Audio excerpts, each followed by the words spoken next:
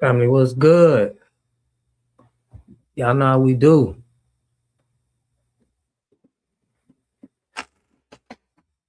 Always pushing help well better understand the self, man.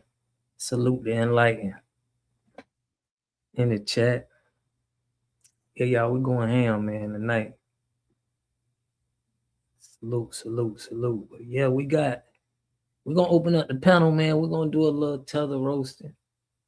You already a lot of people been getting their wake up call. I appreciate everybody been supporting the channel, man. Holding your boy down. We're gonna let the people get off today. Salute, salute. I'm finna go start us up, man. But I'm finna open up the chat, y'all. We finna have a live one tonight. So make sure y'all tune in. I want to say about Nicki Minaj. Besides the fact that I hope we all learned a valuable lesson in 2025 with regards to tethers and their tether ways. We really have to stop allowing people who look like us to come into our spaces and use our culture, in this case hip hop, and then go out and speak for us on the political stage like they have anything to do with our best interest. They don't. Nicki Minaj been proved that she was not in the best interest of Black Americans. And because people liked her music, which I never understood why, because I was always thought Little Kim was right, they allowed her to run amok through the Black community. And I, for one, am not about it no more. I'm not about it with her. I'm not about it with Cardi B. I'm not about it with none of these people who are cosplaying as Black Americans. It's time for us to reclaim our culture. And in 2026, it's up for all these niggas, just like Cat Williams said. It's up. That's how I feel about it. The time has been passed. You know I learned my lesson. I learned my lesson after the Essence Fest. I know for some people it was like, I should have been learned that lesson. But after Essence Fest, I was like, I'm done. I'm closing ranks. It's Black American all day, and put the foundational in front of it if you have to. Like, that's just where I'm at with it. Y'all see me, and Nicki is just another person in a long line of reasons why in 2025 is delineation and it's Black American all day. Because you got another person that we allowed into our space to embarrass us. And she's done. She's over. You know what I mean? Get her out of here. And while you're at it, kick all the tethers out. That's just how I feel about it.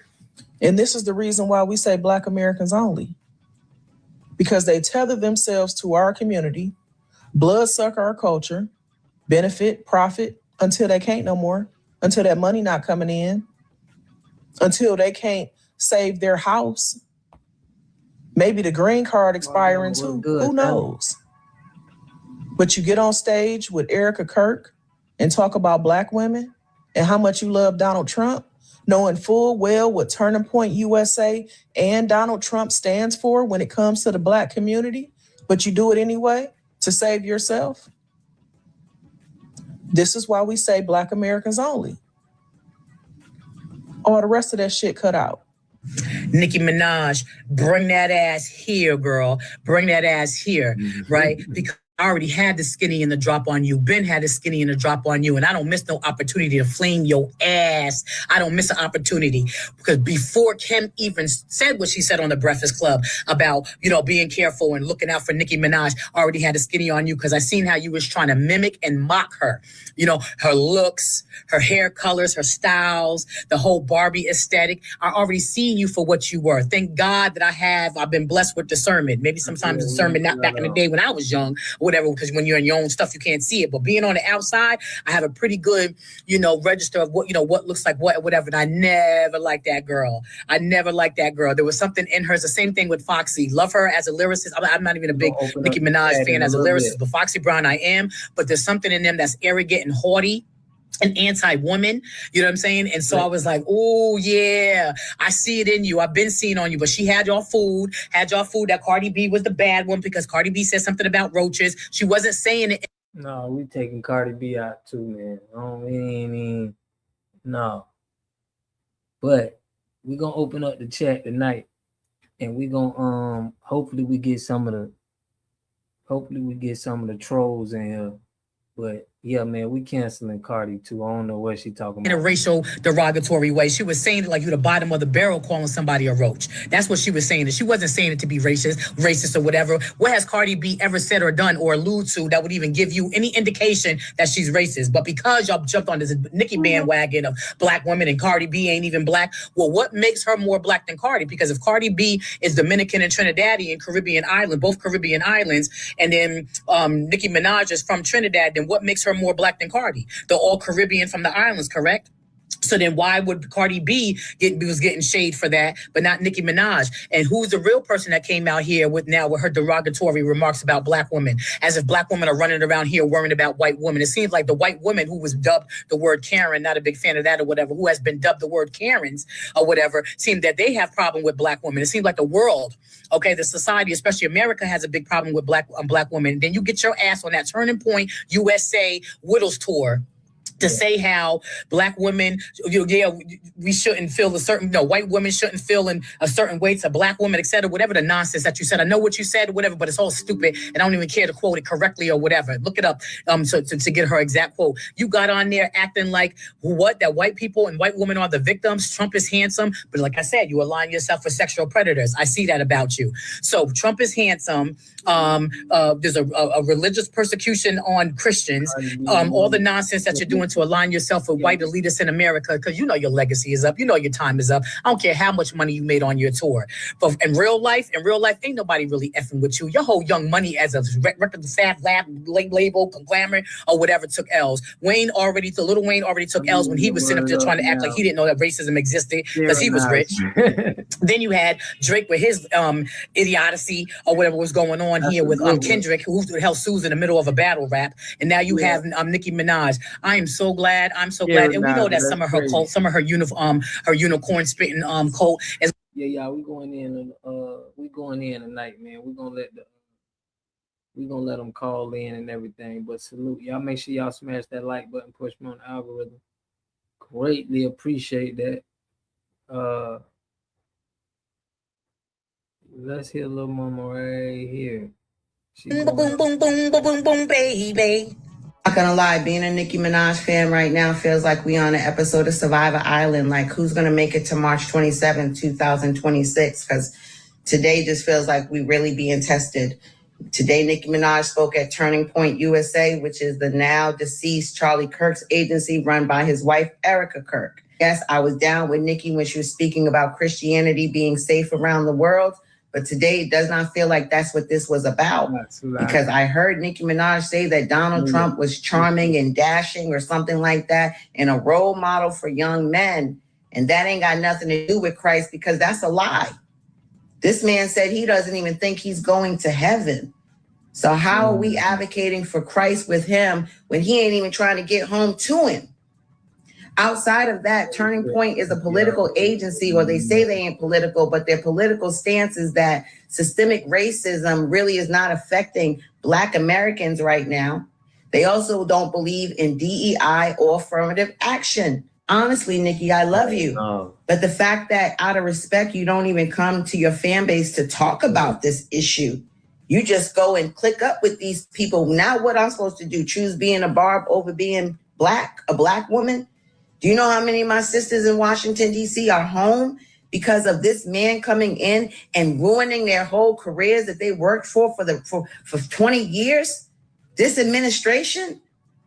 And people saying that the fact that my grandparents couldn't get a home loan until the 70s, and white Americans could get home loans in the 20s and the 30s, that head start doesn't impact us today?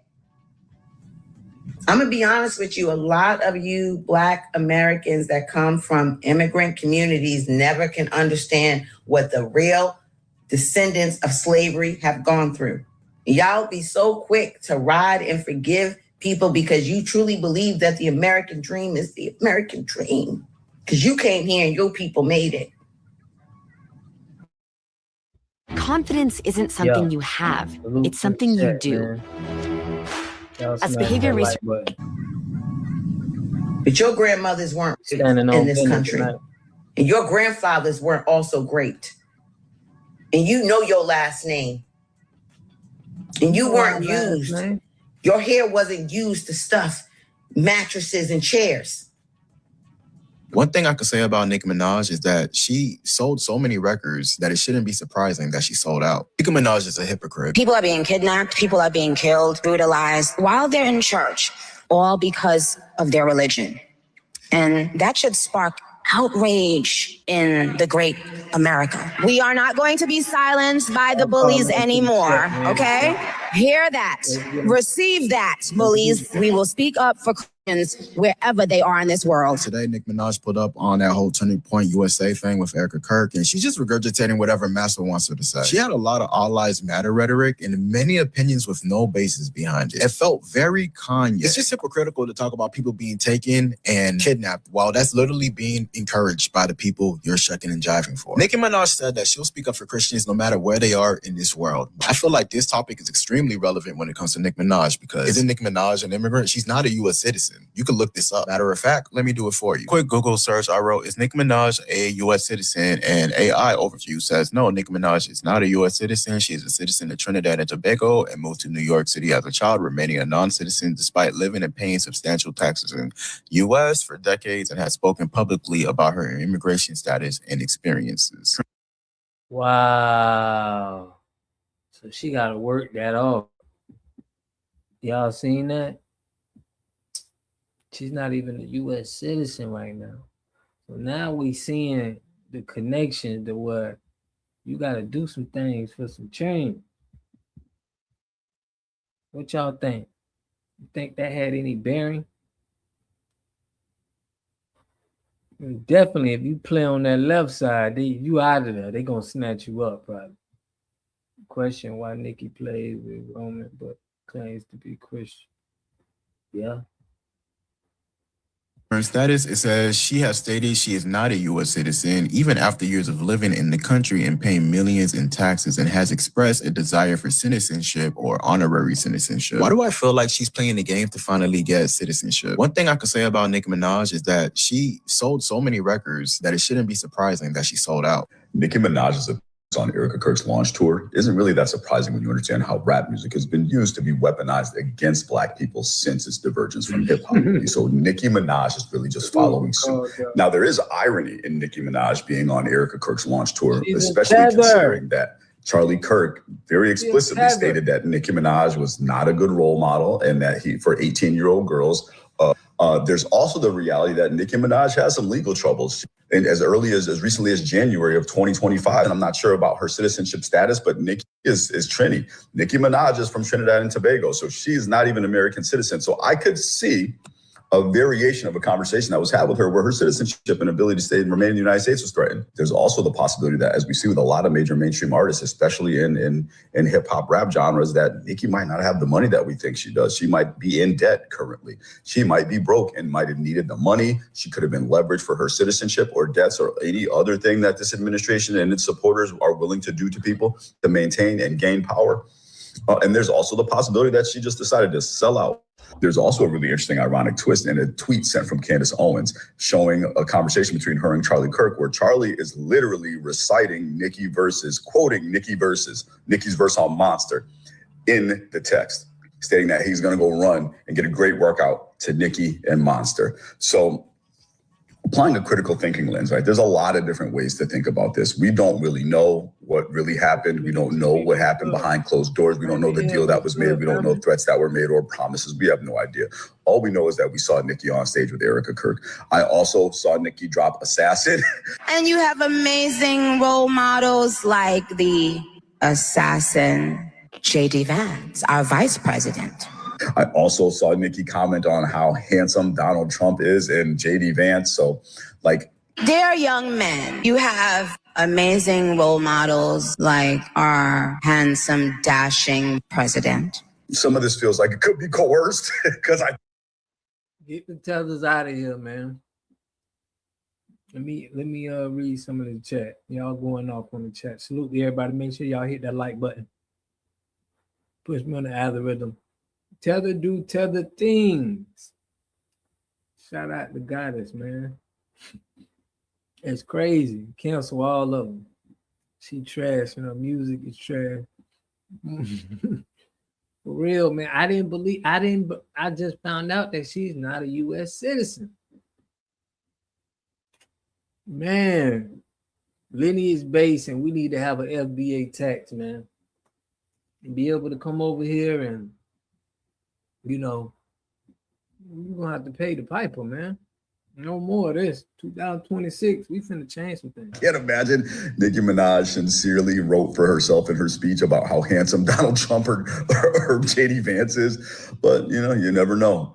And that's the beauty of it. You never know. But there's some interesting pieces there. But I'm not at all surprised. I mean, the current rap genre is literally selling out your people and your culture. So none of this is surprising. All these dots very closely connect as far as I'm concerned. Like, she is this close to going to a rap. Like I said, she was going to pop out. Like, I didn't even think it was going to happen this fast.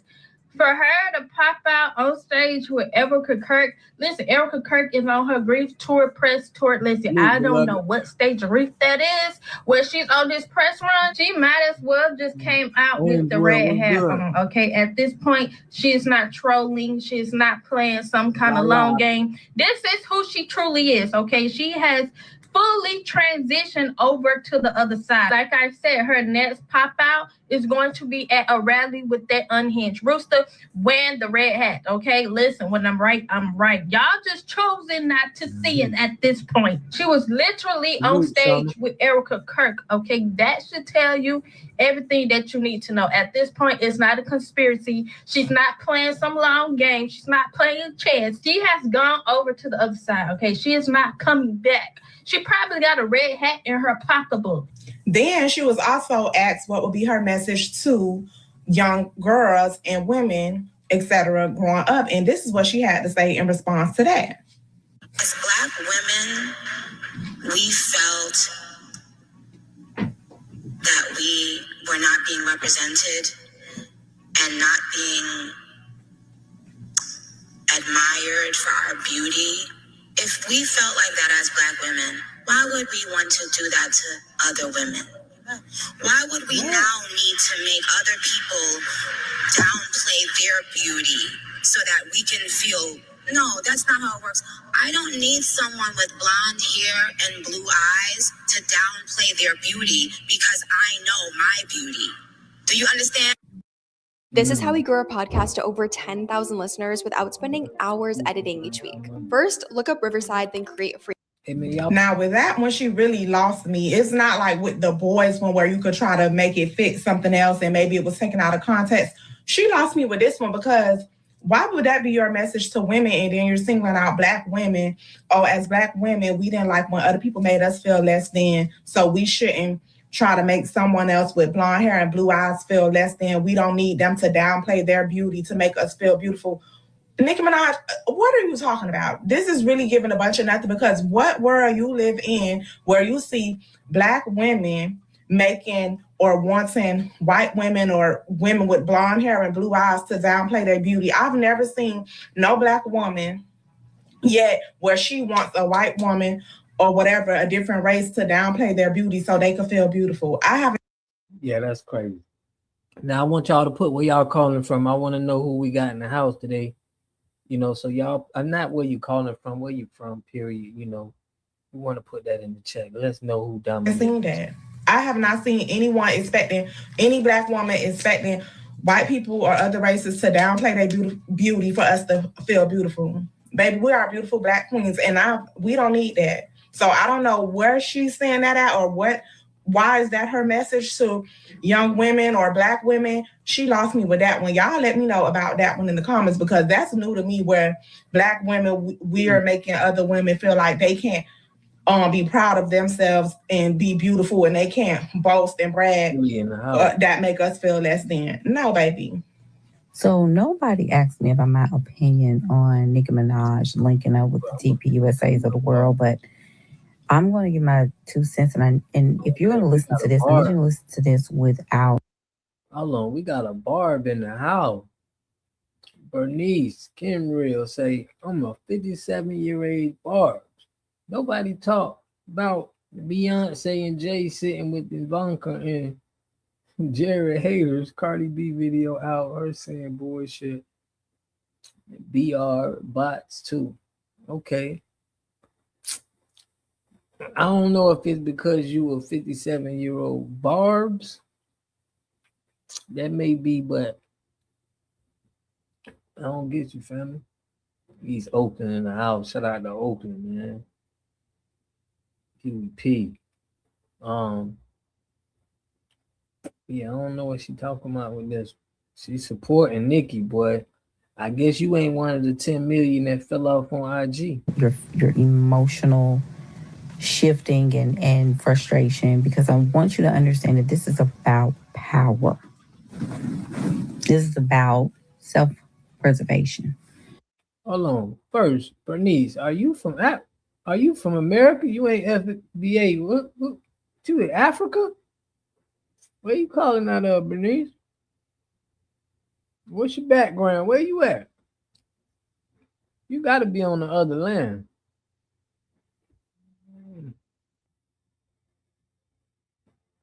Yeah, she from over there in Africa, I'm telling you. This is about self-navigation. This is not about morals. This is not about community. This is not about, this is not about none of that. And after deep study for the last 16 months, and even though I've always been a student of power dynamics and all of that, and learning and looking at different cases and how people moved in a world that we feel, that the masses feel that it's corrupt, it's this, and men and women do this, and relationships and all this kind of stuff. What I want you to understand is Nicki Minaj is a case study on what it's like to actually master self, and then also self-preservation at its finest. Now, why am I saying that? Why is this? Because when you're talking about leadership, you're leading yourself. Because at first it used to be about leading all these people to whatever, when it's really now about leading the self. And when you look at this from a eagle eye point of view, you're going to realize a couple of things. Number one, the music industry and the Hollywood industry is fizzling out as we speak. And everybody knows this. Celebrities of old, from the 2000s, from the 90s, from the 80s. I mean, that was the last kind of span of high celebrity life. Now we are moving more into digital indoctrination, digital institutions, and digital programming, where most of the media that we are receiving is not only frequency based, is energetically based. So our identities are being questioned, our identities is being shifted. So power dynamics is really, really about winning. Because it's already the haves against the have-nots. So there's no middle. So anybody that's riding in mediocrity in the middle, you are going to sink down automatically, because if you are not trying to win in 2026 going forward, you're going to find yourself sinking in the bottom anyway, because there's no such thing as the middle anymore. And then on top of that, the music industry, which is Nicki Minaj's wheelhouse, right? Her flagship business model, right? She is the brand. Nicki Minaj has always been the best lyricist, and when it comes down to her talent, right? And she can join whatever, the KK, whatever, and she's still the baddest lyricist. I mean, nobody can take that away from her, right? But you can argue back and forth with yourself about her decision to join an unexpected collaborative movement that is controversial at its finest, right? And that's because she's trying to win. Let me ask you a quick question. What if you can start and grow your own profitable business? How is she here? She's about winning. And I'm really not even, I'm taking and redacting, trying out, because Nicki's always been about winning. She cosplaying. How was she here? Think about what I'm saying. Am I saying that I agree with Nicki's decision? My position on what Nicki's doing is none of my business. But what I am saying to you is that in 2026, people are going to start moving in relation to what they feel is best for them, not what they feel is best for the community. And she don't owe anybody a explanation about what she's doing, because she already see you're not up on game to the type of conversations that are really going on, and you don't know what kind of conversations Nicki is having with people, because with the industry going the way that it's going, I mean, we're probably not going to see any human artists on a mass level. Yeah, So a lot of this is going to be AI driven. Creators, this is the creator economy. So Joe Schmo that live in the basement of his parents' house can win 7, 8, 9 Grammys from pumping out 17 albums in a weekend using AI. and heard all over the world. They know what's coming up the pipe. So people that are like hanging up their chains and saying that they're done with Nicki and Nicki ain't this and Nicki ain't that, and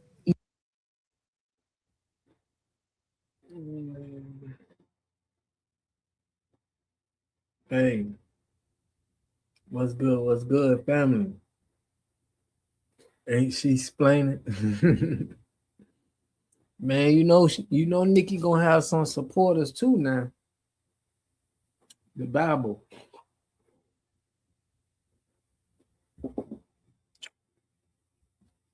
Yeah. Nicki got a wake-up call though, but we gotta support it. We got a Nicki supporter in the chat saying she a 57-year-old bard. She said she don't care about none of that. And are you FBA, Bernice? Bernice can't be FBA.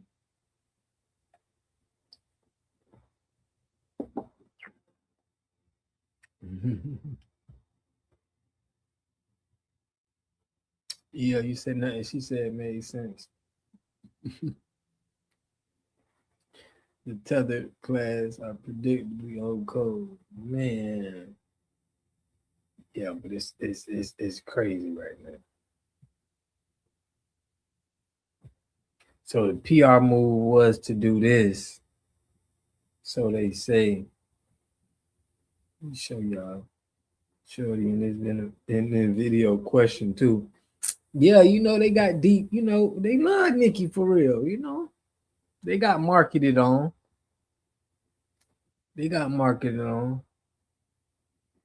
But y'all check this out. This is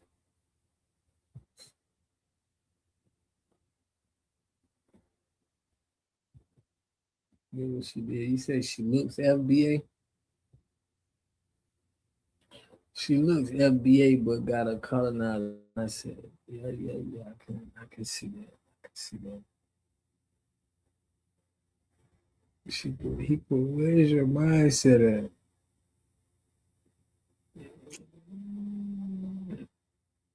at?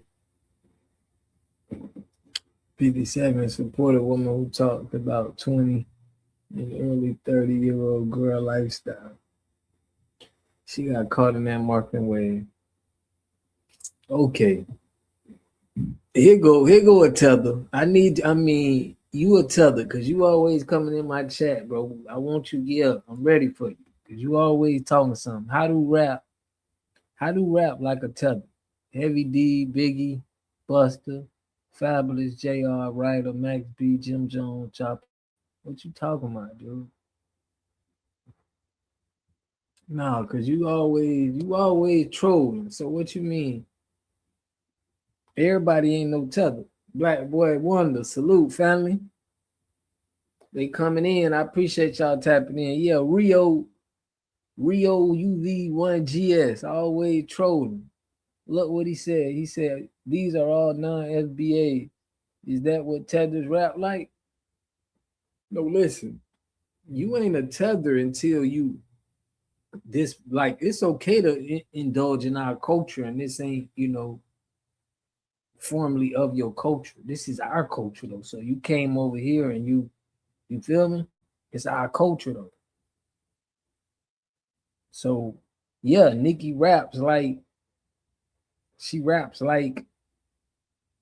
got it from our culture. What do you mean? She's not even a US citizen, bro. So yeah, she's a tether. These 30 more names I could pull up. Bro, you pulled up people who are doing our culture though. That's what I'm saying. They're not, the hip hop is our culture. So they're mocking American culture, bro. What do you mean? You can't say you can't say Nicki Minaj is doing Trinidadian culture. You can't even say that. Who does Nicki rap like? There's no FBA rapper that raps like her. Bro, she got the whole style from an FBA rapper. What is you talking about? To rap, bro, you had to look up to FBA rappers. What are you talking about? You had to. That's who started it. That was the ones who was doing it first. What is you saying, bro?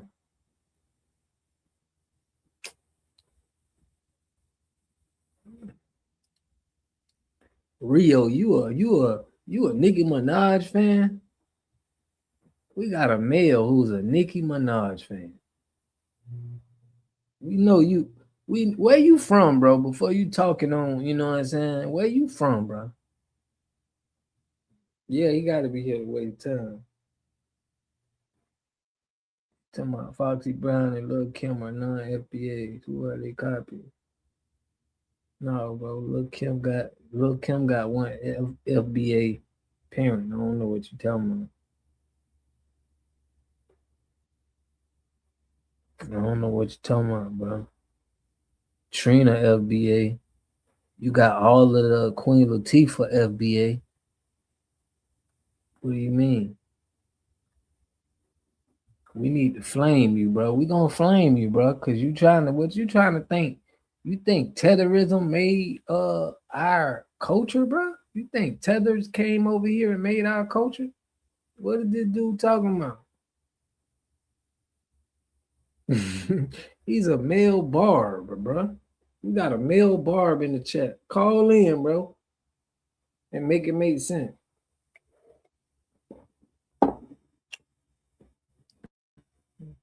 You naming all these rappers, you put, bro, you want everybody to be non-FBA, bro. You out here saying Malcolm X ain't FBA.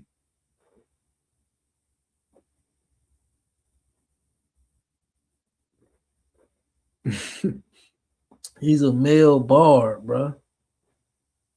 He's a male barb. And he cosplaying the culture. So he trying to defend people cosplaying the culture.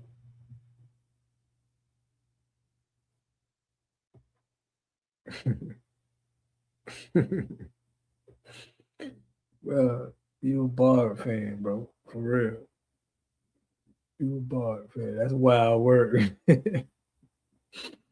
We got a Barb supporter, male Barb supporter. Someone told me that some of them come over here because their country doesn't allow them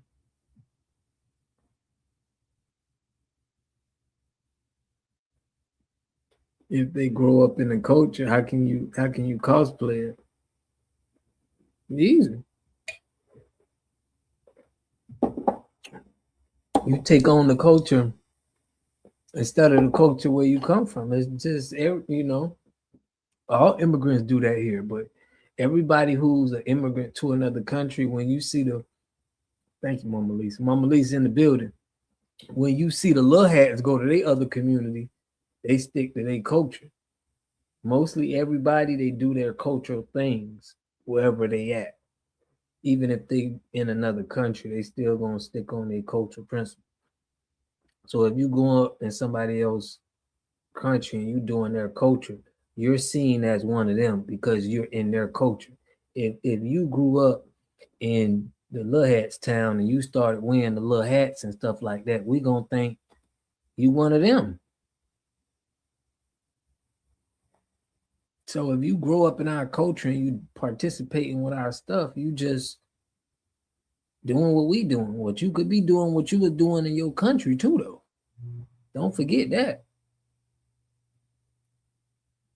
You think if one of us go to another country in America and we had to we're gonna not do our culture, we got a caller right now. My boy over there in UK right now, he from America. He's still on American business when he over there. So we're not gonna do that. We're not gonna grow up in somebody else's culture and start mimicking their culture, bro. First generation hybrids, they grow up in America and they have Caribbean lineage. Yeah, but we locking them as an American, bro. That's what I'm saying. They're American culture. They doing out, but they're gonna claim a lineage. They ain't gonna claim us. They're gonna claim a lineage that they ain't doing that culture. So at the end of the day, they is cosplaying that unless they claiming us. First generation or hybrid. Right. So they have both cultures. So that's what you want. You want somebody to be switch side. They got a couple different cultures. Salute, man. Yeah, I know you trying to save them because you probably from where you from, Rio. You know, because you be trying to take up for you be saying ain't no such thing as tether. What you mean, man? We came up with tetherism, tether gone. We done came up with a whole vocabulary for tether. You don't see what we doing on these YouTube streets. Biggie Small's mom is Jamaican. He grew up in New York. He wasn't mimicking FBA. He was growing up in America. But when you hear him spit, he puts his Jamaican. Okay, bro. But do you understand that's our culture though, bro? You still running from that. I don't care where you tell me where they parents from. I'm telling you, the culture activity that they doing is a foundational Black American culture. So all that other stuff, it doesn't mean anything. Now you're one of us because what you're doing our stuff.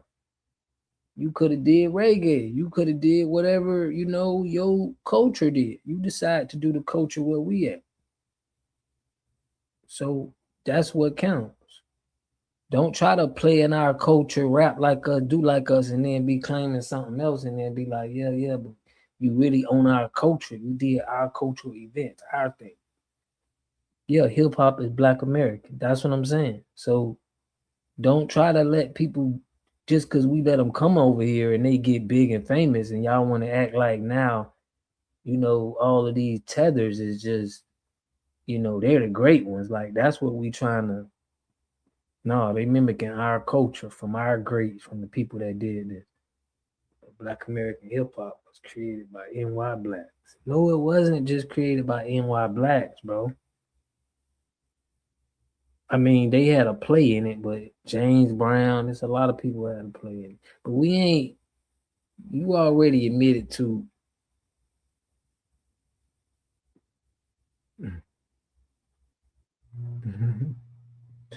Get my man. He gave us that. Sure, hip hop is Black American. So that's all we need to right.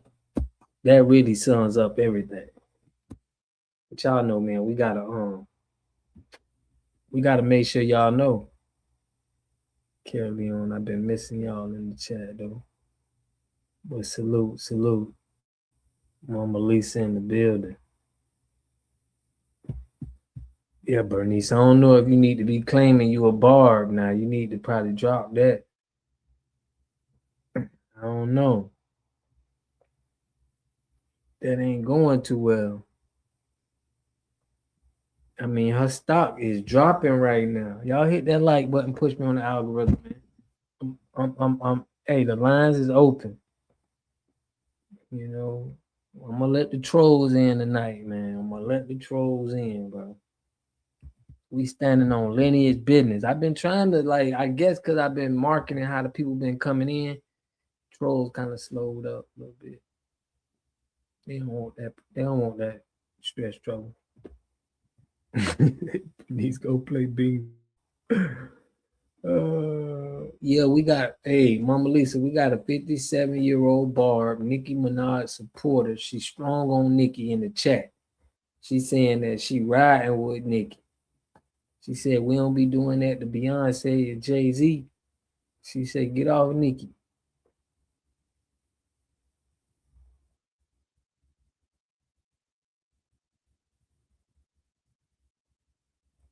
For real, hip-hop was everywhere, man.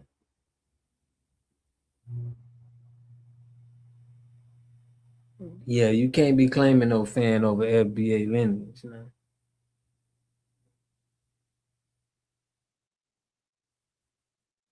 To my Beyonce dad is Caribbean lineage. Bro. So you think everybody, so you trying to tell us, you trying to make it seem like all our talent got Caribbean lineage, bro.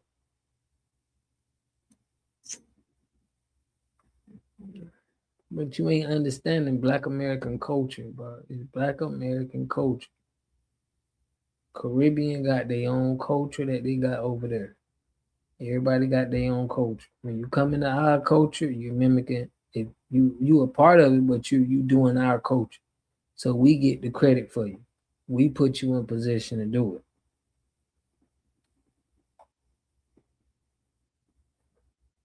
See how that works?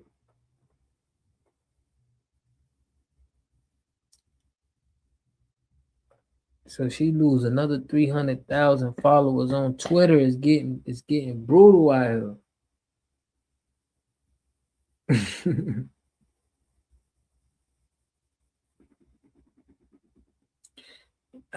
Yeah, it's a lot of people got a little, but it's Black American. They could have two though. You ain't talking about both parents. They could have one parent that's FBA, bro. Would that be like FBA talking bushmeat, having monkey chops with mashed potatoes and gravy and bacon, cheese and collard greens?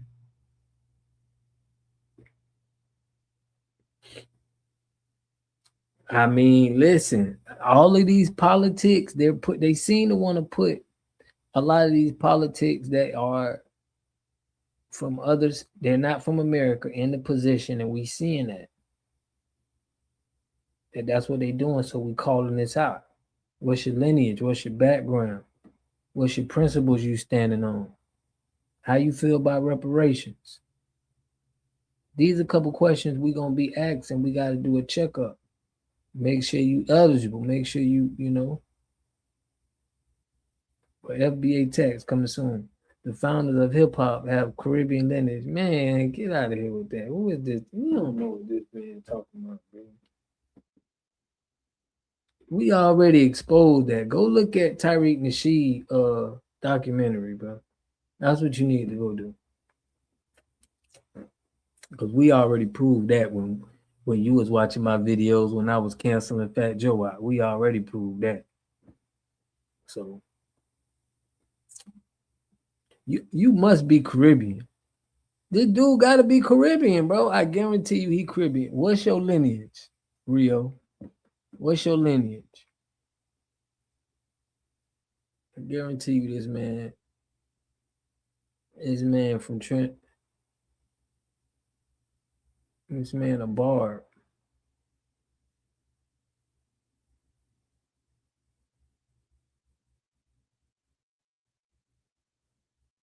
How many times have them donated to the Black community?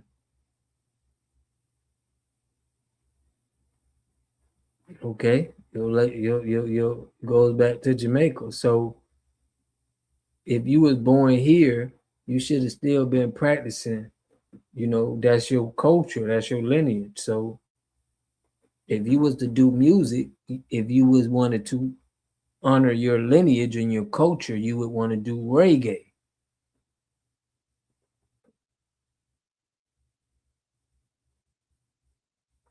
You feel me? If I'm a FBA and we are in whatever and I want to do mute, or my boy my boy Black Boy Wonder, he out there in UK, he gonna do his culture music. He gonna still do his cultural thing.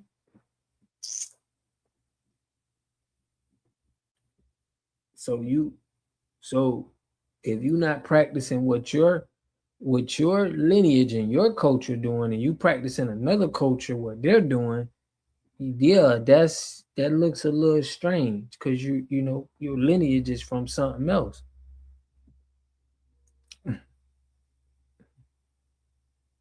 Why would somebody go into another and not practice their own lineage, practice their own culture? That don't make sense.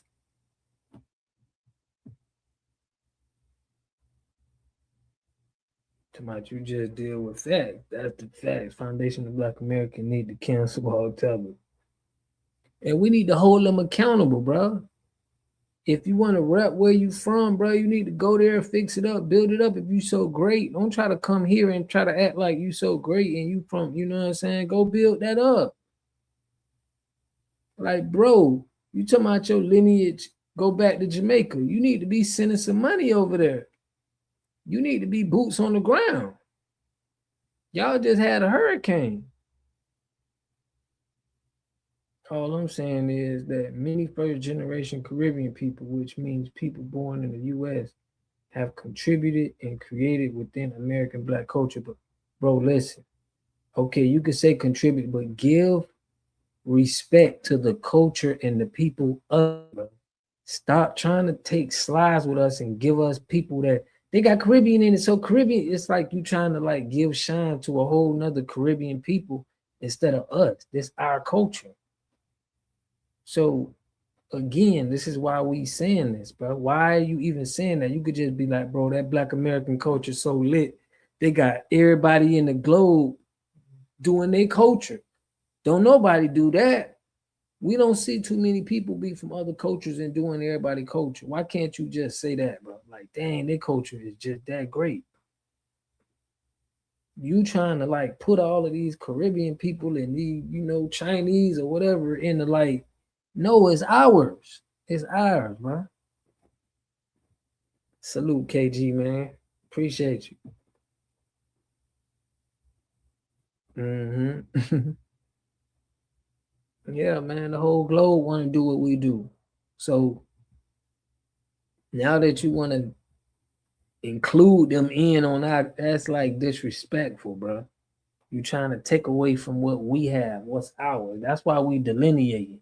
That's why the delineation is so important, because now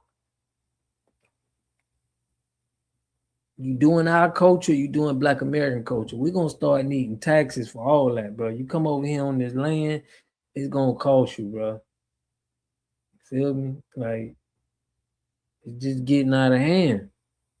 Getting in these positions, and you know what I'm saying? Y'all talking about no reparations. You want to put your Caribbean culture all in our culture creation. It's going to have to be a tax to be around here, man. It's going to have to be a tax, bro. Caribbean are passive aggressive toward Black America. We can't just, so we can recognize people with Caribbean lineage. You allowed to recognize FBA lineage.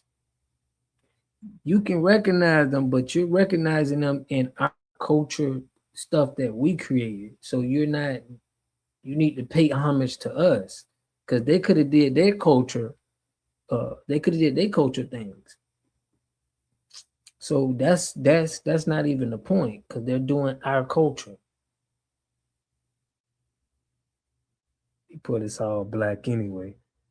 No, don't try to see. Y'all try to do that when it's convenient, but y'all act like y'all ain't black. That black came from the Blackfoot tribe. right here in America. That's where they got their name Black from, bro. They just started doing that so y'all could tether in. Tetherism. 50 ain't got no problem with Nicki. It's not where you born, it's where you raised. Unlike 31 Savage. Hey. How can first generation Caribbean do Caribbean music if they weren't born there? Easy, bruh. It's people that do music that's in America it's Spanish, and they do Spanish music in America.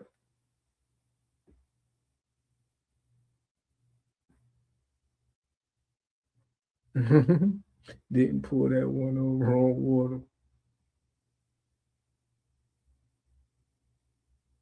Mm-hmm.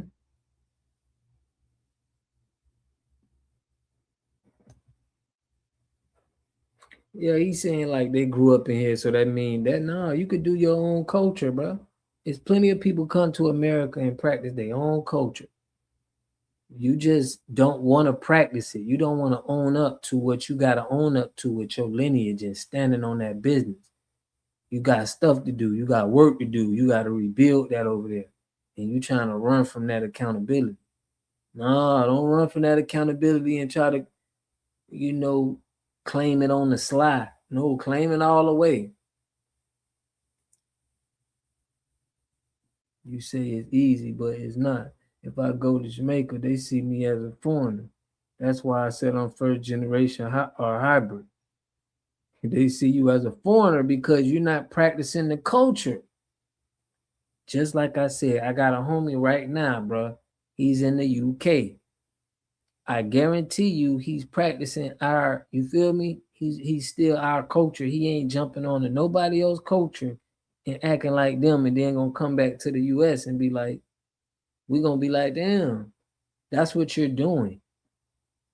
That's why it's no connection with you, because you're not practicing the culture. So when you go back, they be like, damn, you trying to be like them. You see the confusion? It ain't about us, bro. Their culture like that don't make money off FBA. Yeah, they know they can make money off of FBA, so they be willing to act like FBA. They be trying to act like they're an American, but in their country, people gonna respect them being true to them. If you from us, you need to act like us, bro. What you acting like them for? So they gonna make fun of you. Anybody would. We would do the same thing. If we got black people right now acting like, claiming all kind of Greek. And we like, bro, why y'all claiming this Greek stuff, bro? You know what I'm saying? You from the land. So that's what we push on this channel, a better understanding of self. That's why we standing on this business like this, because we're understanding ourselves. And we're trying to do the fight here for what's ours. Y'all got to be doing the same thing. Stop trying to copy us. Stop trying to, you feel me? If you want to be cool with your lineage, but you got to make, you could copy us. You just got to show, pay homage. Don't try to act like them, because they, it ain't going to work out. How can you practice the culture when you didn't grow up in it? You can go back there and start pretending to be Jamaican. Bro, I know a lot of Jamaicans here, bro, in Florida, and they practice their culture, bro. They practice their culture. You can't be a cosplayer. You're not gonna win either way. Like this, you going at it with FBAs because we still gonna look at you funny. You go back to Jamaica, they gonna look at you funny because you trying to cosplay us. It's just like, you got to be true to your culture and your lineage at some point in time. And this is what it's coming to, 2026. Stand on your culture. Get to know your culture. Get more information on your culture, your lineage, and stand on that, on them culture principles.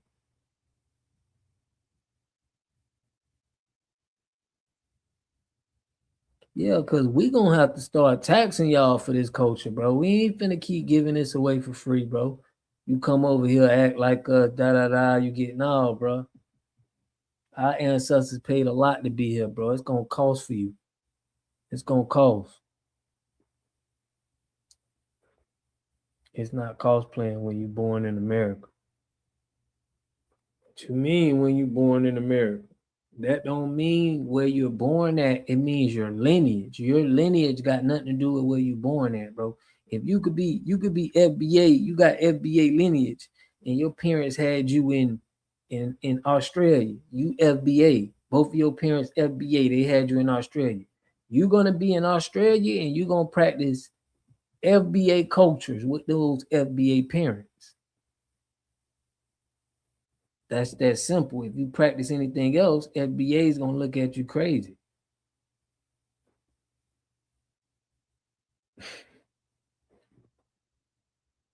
Hip hop. Yeah, you're not of this lineage. You were just born here, bro. So we gotta stop getting that confused. Plus, too many of y'all is cosplaying. So it's like that's another thing. A lot of y'all be anchor babies, bro. And ain't nothing wrong with that. We not saying it's like, bro, just respect. We need our due respect for being able to allow you to be here. You should have the utmost respect. Every time you see the FBA, Rio, you should be like, man, I appreciate you and your ancestors, man, for letting me be able to come to this country, man, to get this freedom to be here. Y'all fought for that. If you don't got that kind of energy, you a tether. If you Jamaicans who are born in Jamaica, they talk a certain way. They are completely different mentality from first generation Caribbean. Okay, but listen, you still got a culture. I'm saying you got to choose one. You could cosplay, but either way, bro, you in a situation. You went to an HBCU. When hip hop first began, there was nothing to cosplay. FBAs were listening to disco. Man, see, that's why we don't want you over here, cause because of how you FBA Bronx hip hop culture. Salute, man. See, he in a rock in between a hard place. It's like we come here and he's still, this ain't his culture. And my Caribbean brother, you need to go watch Terry. Yeah, I think he's giving too much credit to Caribbeans, bro. Like they created hip hop. You know what I'm saying? This is what we be talking about. People be trying to steal what's owed to us, what we created. Yeah, he killing my views by hijacking the chat, man. Yeah, he done hijacked. He definitely hijacked it. It's all good though. I want him to get online. But we don't need to discuss that no more. We don't need to discuss that. But the salute, Ainswell. Salute, man. Get him. Yeah, man. Shout out to it. But yeah, it's looking bad for Nicki, man.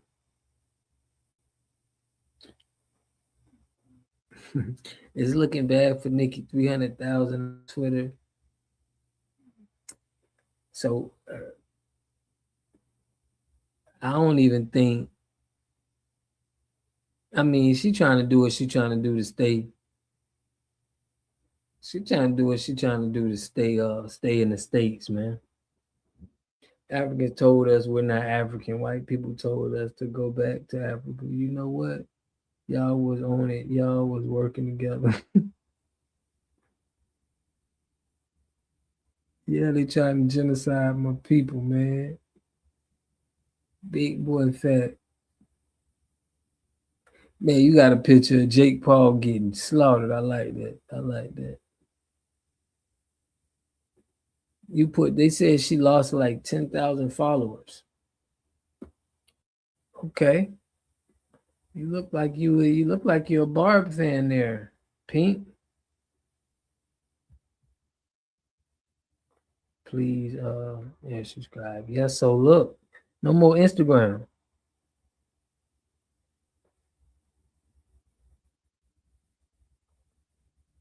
Anthony Joshua is Nigerian. Hey, pay no attention. You put I ain't. Okay. That's what's up.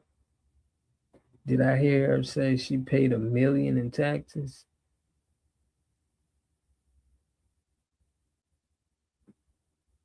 This may be the beginning of her fall, for real. But nobody cares too much, you know.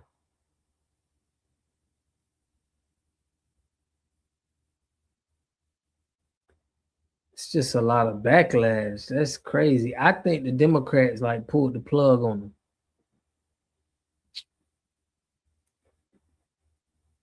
$10 million, not 10,000. Oh, that's what I put on the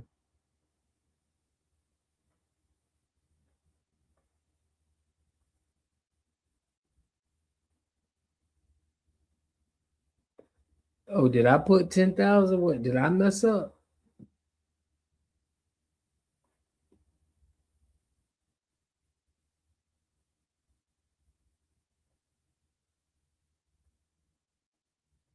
Yeah, it says 10 million following. How did she lose that many? That's crazy. That's a lot. Yeah, we ain't supporting. We claiming that body. We're gonna claim that. FBA gonna claim that. We claiming that. But I messed up. Okay, yeah, because 10,000 is a lot. But they tethering off of us. They are tethering off of us. I just found out today though in this live chat that she's not even a US citizen. She's not even a US citizen.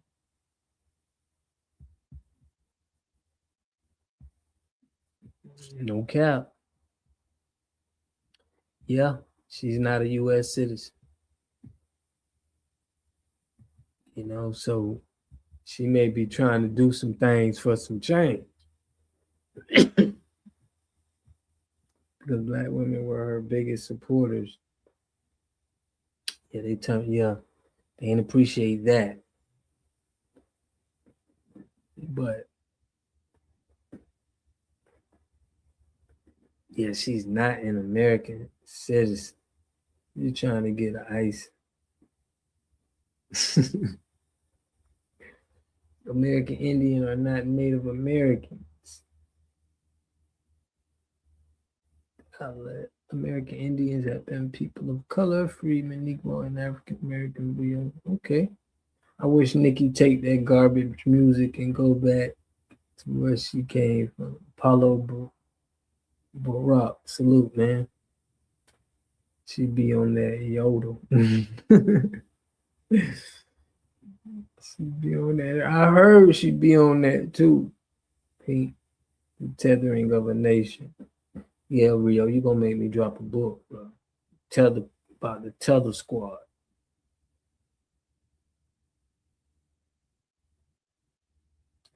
We're gonna have to drop one called the Tether Squad. Yeah. Free, man. Man, y'all get into the chat, man. I see my brother 2 cents in 2 cents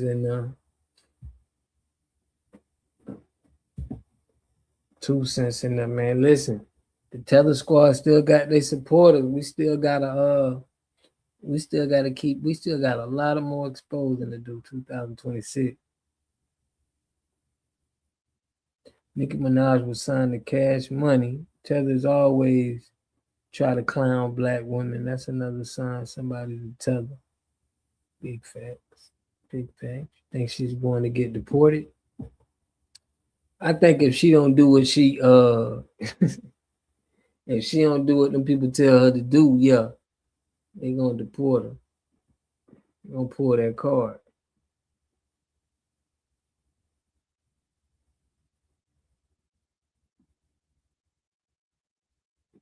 That's why she's supporting. Yeah, she had to switch over. She was like, man. Cause see, one thing when you play them politics games, if you a Democrat and a Republican is in office and they know you pushing for the Democrats, you an easy target. That's why they be switching over. Like, okay, you repping that over there? Okay, well, you play with them, you lay with them. So she said, man, let me lose these 10 million. The Democrats pulled the plug. All them 10 million subscribers, they're gone.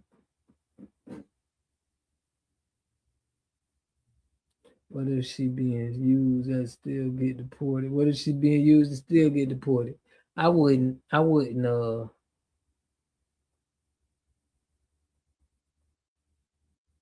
she paying a lot of taxes too, so you know what I mean? They gonna milk her. They gonna let her stay. Just tax them. That's what we finna do. You come over here, we just gonna tax you, man. You gotta pay an extra 10%. FBA 10% tax on your income, bro. Make 100,000, you gotta pay 10 into the pot. Aboriginal people.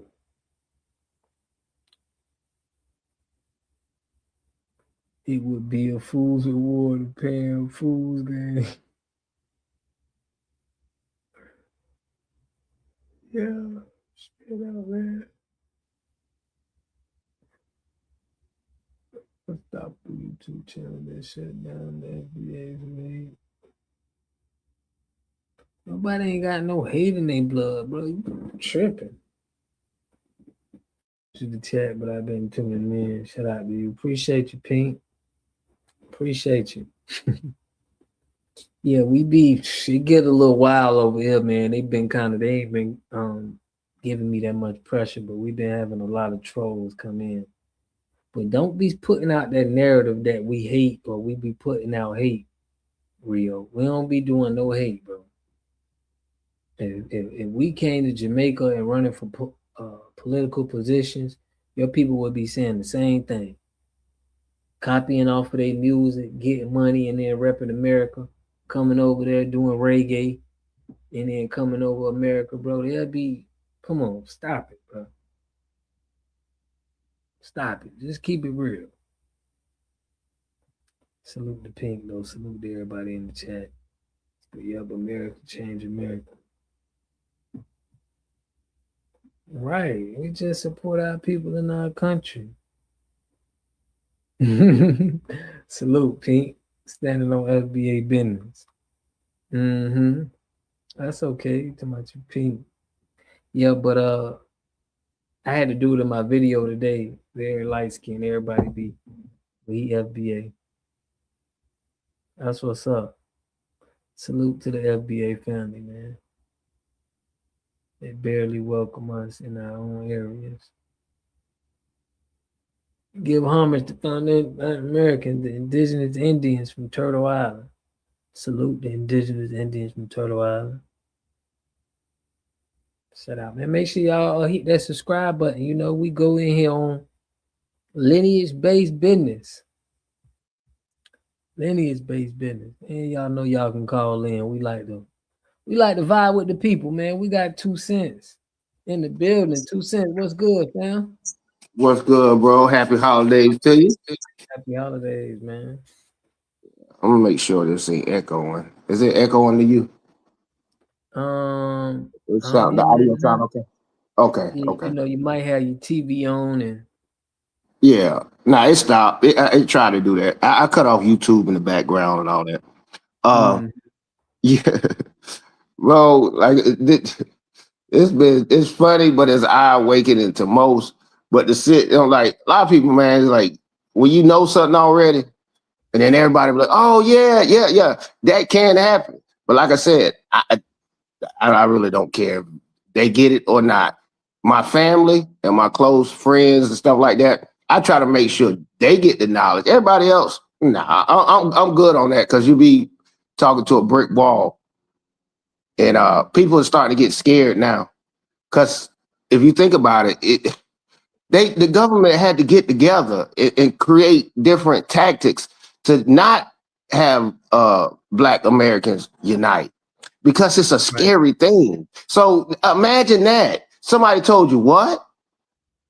The Negroes, the Black people, if they do that, see, I know how powerful we are individually. Hey, don't get mad at me, get mad at God. But most racists, they probably, I was shaking my boots too, because I don't think it's fair how good, that God really made us in his likeness like that. I ain't saying this just because I said this is good, that doesn't mean the other one's bad. You got to remember that people will do that. Because I support AIDS awareness campaign, that don't mean I hate cancer. But this is how people turn that and flip that on Black people. Just because we all of a sudden we united, we trying to unite and delineate from other people. Now it's a scary thing. Asians stick together, brother. I promise you. Mexicans stick together. All of them. Indians, when they always together. When they created them programs, it was specifically, they didn't just say families. They said it specifically. The FBI and all the guys like that and the president, they pushed agendas to make sure we did not unite. They did that for a reason, because they know the power in you. A lot of these Black people don't know the power in them. Right. So my point is too, just like the narratives they spit in that we hate people. Like how can we hate people when we're the reason why they can come into this country?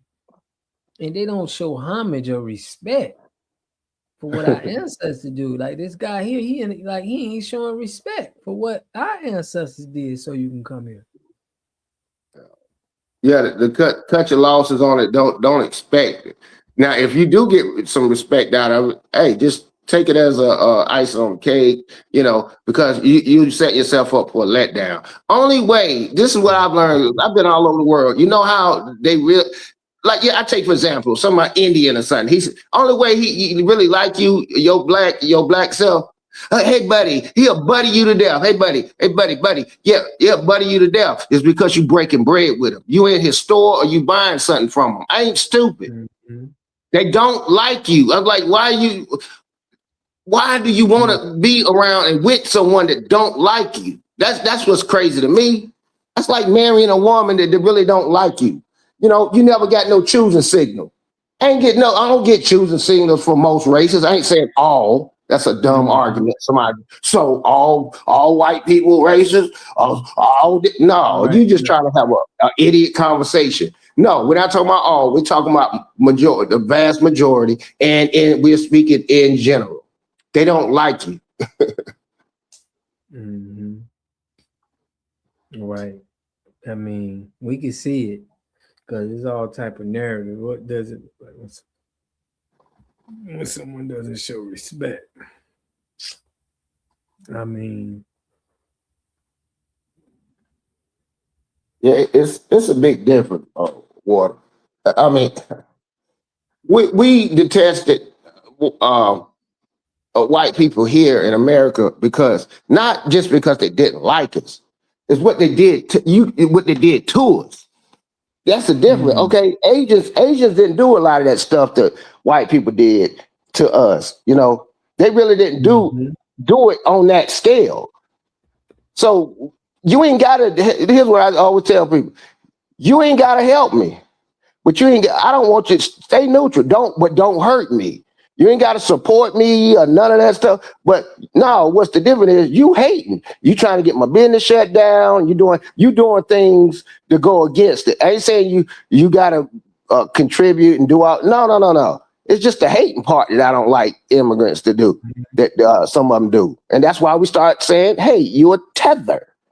We distinguished them. We broke them up. Because some of the tethers, you see, I dropped a video earlier today with Byron Donald, and he's telling people he's not from this country. He's from Jamaica. he got lineage in Jamaica, and he's saying we don't deserve, like, he's not for reparation. The disrespect.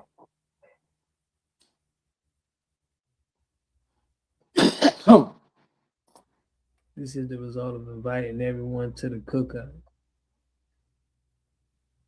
Yeah, exactly.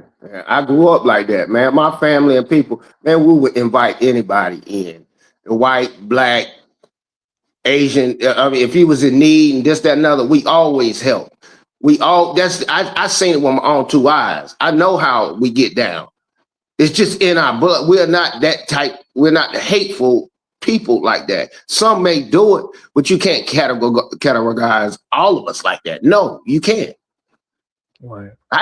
Black people are some very special people, and I've seen damn near a lot of people in this world. They are very much so, and they're very resilient. Some of the most resilient people on this earth.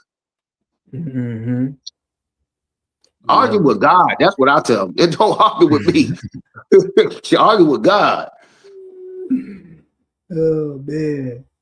But how you feel about an immigrant coming over here telling us about our reparations, though? Well, that's their job. What would you get mad if a hater hate? Yeah, that's their job. They came over here with that. See, I did my own little inside scoop on a lot of this thing. I met some immigrants, whether they were from Africa or they were from Mexico. I actually talked to them, and I've been around their family. And I know that this thing and what they teach them, man, you'll be surprised what they actually tell their children. And it spreads. It's the same way white people tell their children about us. Immigrants are done the same way. And then when they find out who you are, they're like, damn, I didn't know y'all were like this, or you didn't do that. And it's silly, bro. It's silly. And they spread it from generation to generation. If you actually talk to just an immigrant in their background, listen what their family, they might not believe it now in this day and age, the younger ones. But listen to what they say. You be like, man, dang, that's crazy. They taught y'all that? I swear to God, bro, it will break your heart to know this is what they family really think of. You'd be scared to eat over their house. That's how scary it was. You'll be scared to eat out their house because you don't know, because you know their big mama, what they call it, abuela or something like that.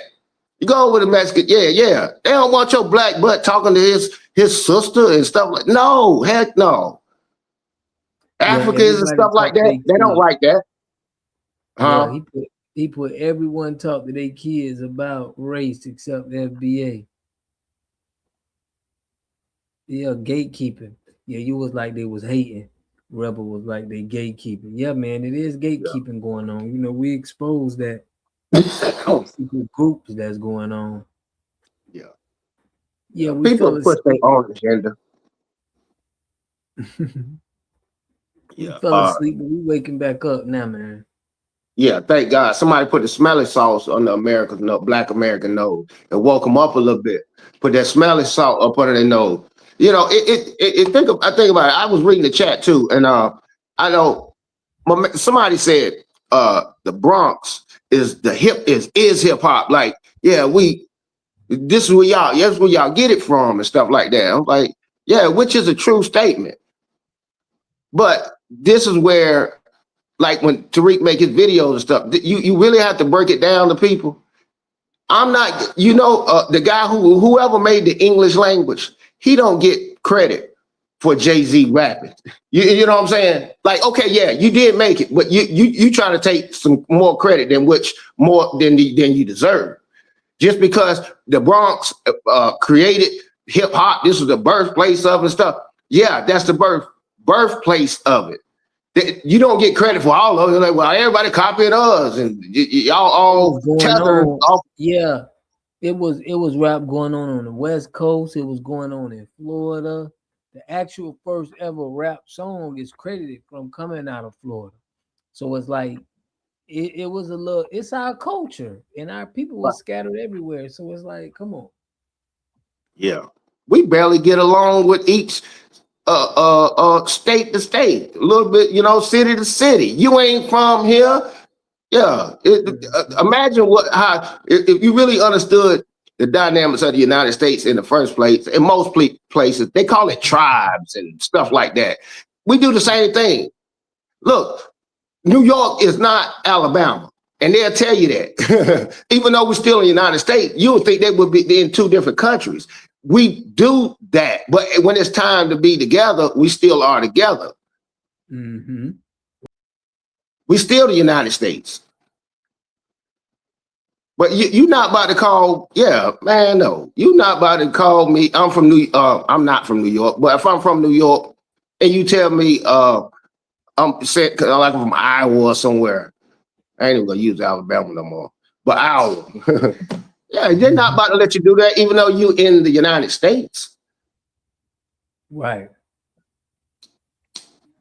Let alone, that's why I'm not letting you call me African. I'm not from Africa. No, and I'm not from Iowa. You understand what I'm saying? You understand? Mm-hmm. Nobody let you do that. Nobody let you do that. I can't call a Mexican a Cuban. It is highly disrespectful in any place that I've been. I stayed in Florida. I'm in Texas. Call a Cuban a damn Mexican. Do it. Mm-hmm. Call a Black American African. We don't blow up as much. We don't get as mad. Yeah, now we let people know, hey, don't do that. Yeah. Respect our lineage. Yeah, respect. We from here. What do you mean? We from here. Because people used to disrespect and not like, no, our ancestry is from here. It's people from this land. And that's what we trying to really stand on business about right now. Because they've been playing us for too long. Yeah, we know what time it is. Look, first of all, we know the majority of the slaves got dropped off over there in Brazil and stuff like that. They were dropping them off like crazy. Now, they did drop off slaves here in the United States. But you got to be on a special kind of stupid. If they telling you this is when this started, the slave trade and all this, whatever. If I tell you it was already people here that were Black, so your argument goes out the window. We know how many people they brung over here, or even made it, I should say. Like 5%, 10% of the population of Black people. I was like, what? And what kind of magic people do you think Indians are? You think they came up out the ground? They were smart enough to get over here. You think they just some special people? They were the only one to be able to get over here. No, it was Black people already over here. There's evidence of it. They're in the ground, and even the people that was here and around, they can tell you by their own eyes and give you the historical data. Yes, and this is what they look like. So I'm not arguing with a person talking about like I'm not indigenous to this land. No. You want to argue with it. Go argue with an African. His lineage is African based. Because at the end of the day, mankind came from Africa.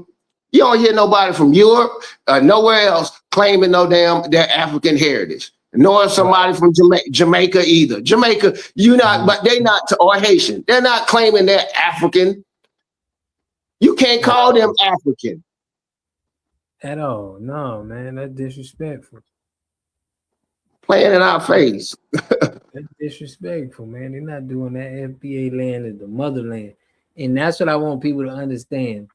We had a king, Tactari, and I want Black Boy Wonder probably got to help me. Cassandra, peace and love. I'll be looking for the comments, Cassandra. But we had a king that went over from America and conquered in Europe.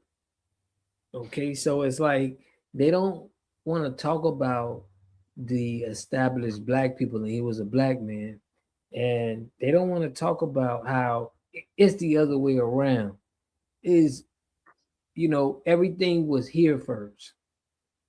As far as the pyramids, the people from here went to Egypt and taught them about the pyramids. It's just, I'm gonna have to do a session on that with UBTV and show y'all how. You better say it again, brothers. But okay, 2 cents. You still on, man? My bad. No, yeah, I was sitting in the back listening to you. Yeah. But yes, brother stream. I appreciate you, Sandra. Appreciate you. What's happening in the streams? I'm trying to. We don't have much. We don't have much trolls coming in no more. So, but I need to get that petition. I don't know where we at with that petition, but I need to get more. I'm trying to get to 1,000 signatures. I titled Trump and a lot of people on it. So if y'all haven't signed that petition, man, if y'all go to the community section in the post, where to sign that, that's gonna keep FBAs in office. We're trying to push something that where we, you gotta have us in office. But yeah, man, you seen with Myron, what is it? Myron Gaines. 2 cents. Yeah. I got a question for you. Myron Gaines, right? His real name is Amaru Dofu. Yeah. Like, how you feel about him being from another country and using an American name? So make him, because I thought he was FBA when I know, Myron Gaines, and then I just found that out. How you feel about them doing that? Like, imagining me going to Sudan or wherever, and I change my name to, Amir Vovu. It's like, what you think about that? Oh, that's par for the course. I already know they not all, but most of them do that. Put it like this, man. It was just a lot of jobs. Okay, when you work around like Asians, Filipinos, and so, bro, or Indian, you ask this dude what's his name is. His name Mark. You know what I'm saying? All of them they changed their name, bro. That's just the beginning of the cover story, because they know it's gonna be hard for them to get a job or somebody to respect their application if it said Xinjing Wan Na. Yeah, because dude, ask a lot of these Asian people, whatever, go get your nails done. Ask her what that lady name is. I guarantee you it's Sue or something like that. No, come on, Ming Ling, quit playing in my face. Mind games, I know they was playing. He's cosplaying. Right. They got their own culture and their own way they dress. He knows that. But just like changing your name, you got to do what? You got to change your clothes. Bro, they already got the blueprint on what you're supposed to do when you get here. So I'm not surprised. There's a lot of other people like, what? Oh, what? No, come on, man. These people been doing that crap. They're gonna continue doing it. And they're taught to hate you in particular. Don't be around them. That's what they've already been taught. That's the game plan. Change your name, change your clothes, lose that accent, all that. It's a playbook. Y'all just ain't seen the playbook. I seen the playbook already. I laugh at it. I'm like, y'all think this gonna work? Now they laughing in my face and like, yep, see, told you. And it worked. Mm-hmm. All right, we got Ainswell in the building. What's good, family? What's going on, family? How y'all? Man, we good. We good. I'm good. I just want to say this real quick, man. Like, it's going to take decades and decades and decades for us to study how important we really are. Because right now we don't have the slightest clue. We think we special just because we could throw the ball, run fast, and sing. We have no idea how special we are and how much we are the actual focus of every country on this planet. Mm-hmm. Like, we didn't come from Africa. Africa came from America. Mm-hmm. We was the first civilization, and we went everywhere else and civilized everywhere else and gave them the knowledge that they had. It's the other way around. We's the ones. Because if Africa was the first, we would all be imitating Africa in every way, just like the way everybody's imitating us. Exactly, fam. They dressing like us, talking like us. Yeah. They trying to be like us and everything. All their businesses want to incorporate a hip hop or ghetto taste to it. Some kind, you know what I mean? It's us. Mm-hmm. We always the focus. No matter where we turn, which way we look, we the focus. Mm-hmm. I just wanted to say that real quick. No, bro, that's crazy. A lot of people they don't understand that, but that's the truth that they trying to disguise to the people, and it makes sense though. How you feel about that 2 cents, man? What you feel like? Have you ever heard about that man? I think his name Tatakarian or something like that. Yeah, you talking about Mind Game's real name? No. I was talking Who about do you say? Tatakari. It was this king from Africa, man. I mean, not from Africa. But he was from America, and he went to Europe and Africa and stuff like that. And he just, conquered land over there and stuff. But they don't like to talk about that too much. Yeah, that's there's a reason why they did that. They knew first they stripped me from your religion, they stripped me from your name. They have to take a lot of things from you. They did it successfully, but what they failed to realize that they buried a lot of people that were seeds, and they grew and they became who we are today. So it kind of backfired on them. They didn't know this was going to happen. I already know who we are. You don't have it becomes braggadocious at this point. That's like LeBron James keep talking about how good he is, or Michael Jordan. Okay, bro, we know. Let the other people say it at this point. I know we intelligent. I know who was inventing all these things and doing all that.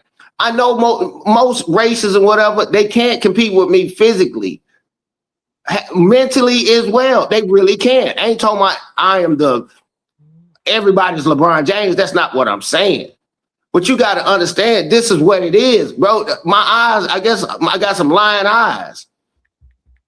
That they can be good at some other things. I'm just talking about overall. No, they tried to make they half human or they're a monkey, and it didn't work. It worked for a while until you planted the wrong seeds, and them jokers. That's the reason why you became a slave, because they know you were stronger than a Asian, white people or Mexican. They did not slave those people for a reason.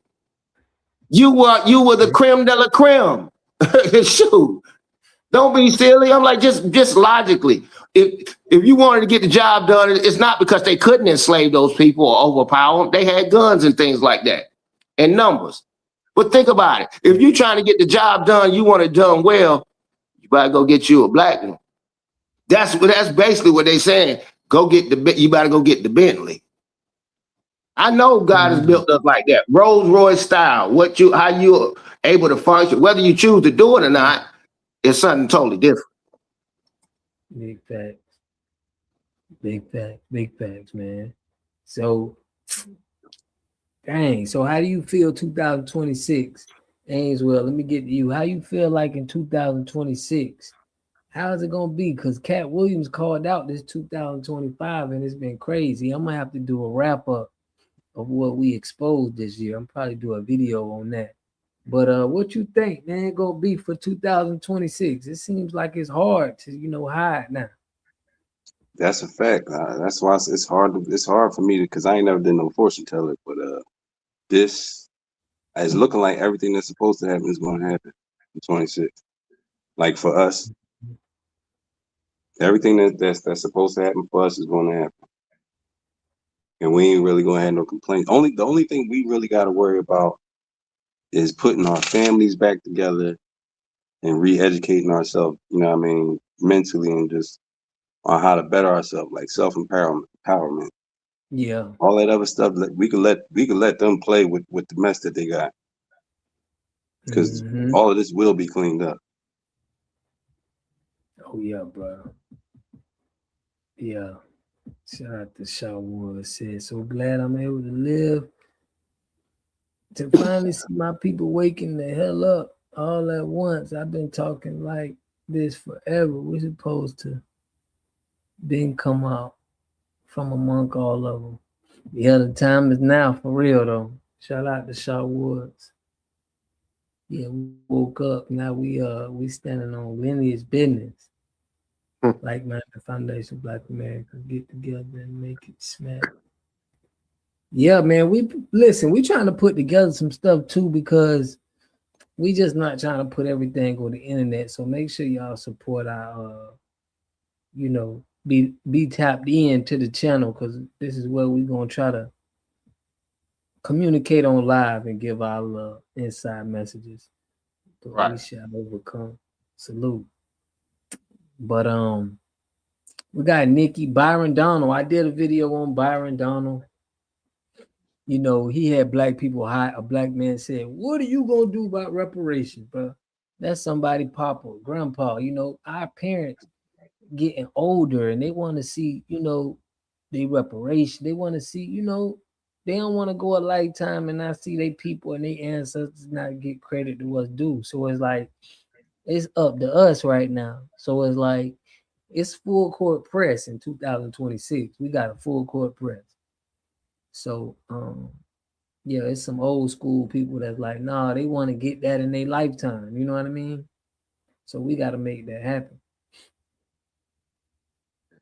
Hey, Ward, Yeah. check this out. I was speaking of 2026, because I did say something about that. I was like, oh man, 2026 still gonna be a rough one for a lot of people.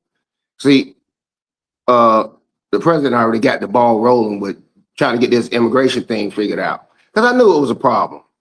The open border thing, it got out of control. But excuse me.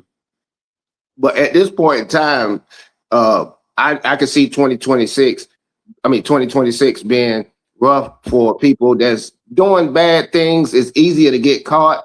Think about it. You don't even need snitches as much as you need it, because now they can catch you with your cell phone. They're catching you with you getting caught on camera on 4K.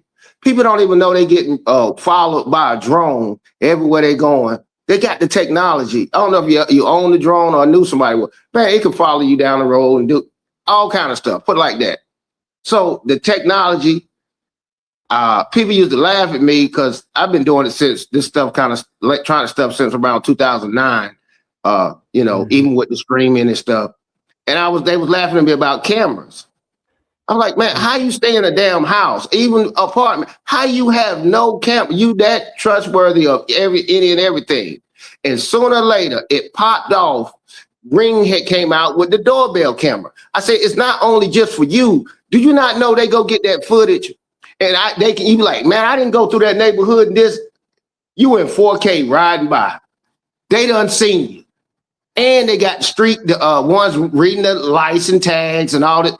Man, it's so many ways. If you're doing some crooked stuff, it's gonna be hard to breathe. It's gonna be hard to breathe. They own you. And we got AI that can answer so many questions. There's a lot of people about to lose that money that they were getting paid for. Because all I do when we want to figure out something, I ask Gemini, ChatGPT, or somebody. They give very good answers. Very good. They can even write that letter for you. It's scary. I didn't know it was going to get here that fast, but yeah. It's here. It's here. It's here. It's definitely here. Now, dang, I done forgot the question I asked. What question I asked you, man? 2 cents? Oh, right before that, you said, hold on. What was he saying right before that, man? He was asking about what's 2026 got coming. Oh, yeah, the prediction. Yeah, like something about the 20. You said you were telling us about the 2025 and you know, the recap and stuff. Yeah. And then you was saying something about it, touched on like the prediction. My man was saying I'm like a prophet or nothing, but yeah, he was saying the same thing. That's where you kind of left off at about 2026. Gotcha. Left off in 2026. Now, it's re-elections, and I think it's some election that's going on in 2026. But definitely, I see us getting a lot more into politics right now because we see how much money is being shipped to these countries. So it's like, and we see what happened with, what's her name? Ilhan Omar, how she had them finesse money. So we definitely seeing how important politics is. Yeah. Yo, I just want to add too. I don't know if y'all seen that the video Tyreek posted either last night or the night before. He was talking about the F the Streets movement and how a lot of I ain't see that, but I heard about that movement. He put up an interesting point, man. like ever since we started delineating, a lot of the foreign class, or like the criminals and all that, they know like, oh man, we can't hide in the black now, so we gotta act straight. So it might be like some subconscious, yo, look, they looking at us now, we gotta tighten up. I thought that was real interesting, man. Yeah, for real, because they can get, they can do crimes and stuff. So that delineation may change a lot of that. That makes sense, though. Yeah. It's gonna be mad bonuses for us delineating. Yeah, it'll clean it up. See, because it bothered me for a long time because I know we get everybody's. If you black skinned, we get their trash and their wrongdoings. But when they do something well, they waving wherever they from flag. They could even been born here, but people that's born here, they still wave wherever their parents are lineage. So I know it's where your allegiance stands, and that's what people don't understand about the tether thing. Whatever, just because I'm an immigrant that make me a tether? No, it's where your allegiance is and who you're willing to stand with. We ain't saying you got to be pro FBA or nothing like that. No, that's not even what the whole thing is. That F the streets. We know that immigrants be doing a lot of these damn crimes. If a Kodak Black got arrested today, black man, I guarantee you. But guess what? I know he's every bit of Haitian and represented, but he been over here. But we get the credit in the crime statistics. People think it's all of us in jail, it's all of us doing these crimes. That's not the case. That's just to push the narrative to keep scaring everybody else. I'm like, bro, it's ridiculous on how we get all the blame for the bad. Yeah. And it's like impossible for all of these things to be a coincidence. You know what I mean? For all of these avenues set up to make us look bad, and somehow everyone else get the reward. Yep. It ain't fair, man. It's the truth. Yeah. That's why we doing what we doing now. Right. Oh, hey, what about before you say the next subject real quick? Yeah, yes, I want to correct this. A lot of people say this.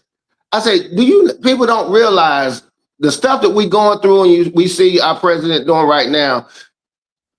He won by default on both times. I say, look, I don't give him props off the mess, and people get criticized like, well, you voted for him, and look. At the end of the day, the dude won by default both times.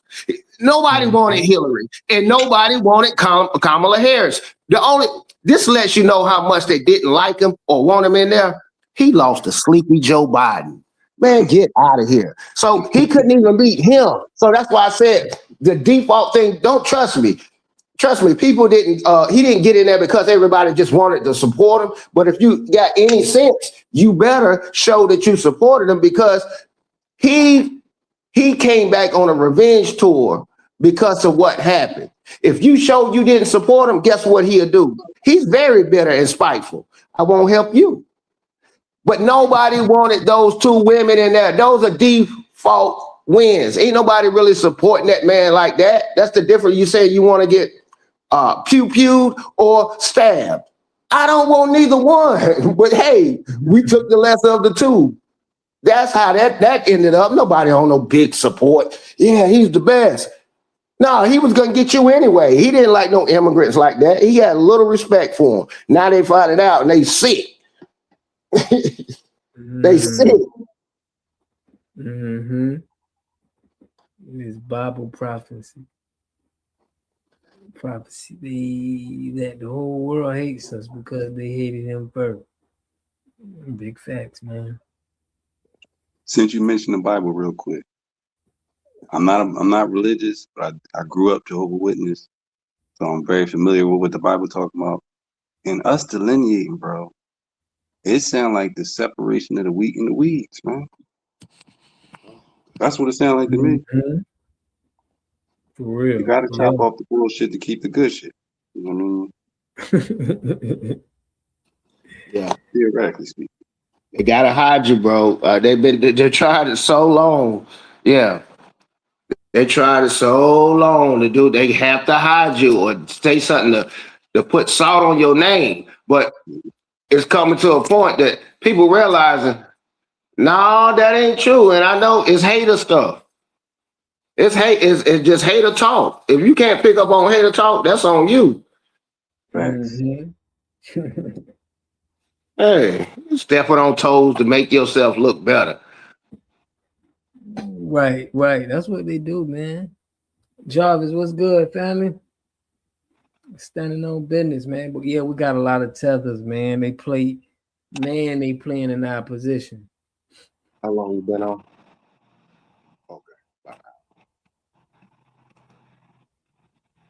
We book. What's good? We be tapping in. We appreciate y'all, man. Daryl said he had to get a Pepsi real quick. Thanks, man. Get your Pepsis and Yeah. Hey, I don't know how your boy Tariq, he can attract the most immigrants or the hating people. They like flies, trying to come over there. Yeah, I mean, it's crazy. It's kind of dying down a little bit. I guess they back in this the immigrant talk because I guess they ain't trying to like you better shut up before you get deported type of deal. Because it's actually real, it actually is happening. It's not like a joke anymore. Some of these people are actually they're showing up at their house and deporting them. Mm-hmm. Yeah. It ain't no game no more. Yeah. People are no longer talking about what they're gonna do, they're actually doing it. Right. I was saying the same thing. I called up Tyreek show like maybe last year or the year before that. And I told him, I said, yo, at first I swore you just was paying niggas to call in and talk goofy. Cause you couldn't convince me that it was people that stupid and ignorant and I just wasn't convinced because I don't see that outside and I don't really talk to just random people in the street. But yeah, I swore he was paying these people. But then I start listening and listening. I'm like, there's no way that you paying all these different people from all these different spots all over the world. Like they ain't even just in America. They call from overseas. I'm like, yo, y'all serious with this shit. Mm-hmm. Y'all dead ass with this mentality.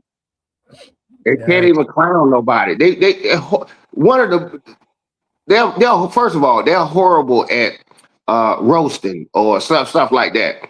And they saying stuff that I know they've been programmed to say. For one, you're doing a whole lot of talking that left your country and then went to the UK. This is like a hotbed. That's all of them do. They leave and go to the UK. You very seldom catch someone for the continent over in Russia or Australia. No, they all be either Idris Elba type jokers.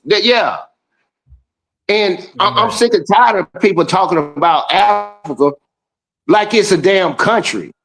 Do we? Okay, right now, if we said North America, we got Canadians and Mexicans in there. And on how we doing? Man, I forgot how many countries is actually in Africa. But it's a shit ton of countries. I think, yeah. You know what I'm saying? But we look at Africa, like we are very different from Canada. We are very different from Mexico. And we are a continent within ourselves. But everybody try to use Africa. That's big. That's powerful. There's billions of people over there. But you're not. You're not a billion people. You're a country here, country there. 54. Right. Somebody put it in there. Yeah, 54 countries, but you acting like you won. And we ain't never woke up one day, hey, yo, we North Americans, baby. North Americans represent. No, bro, get out of here. They try to change the narrative to try to get the pull you in. Yeah, we know what's up. But they get credit for the whole continent of Africa. Think about that. That's crazy. For real. You got, Jasmine Crockett, she gonna change her name to Jasmine Santiago in a minute because she pitching for the Mexican people right there in Texas. You better.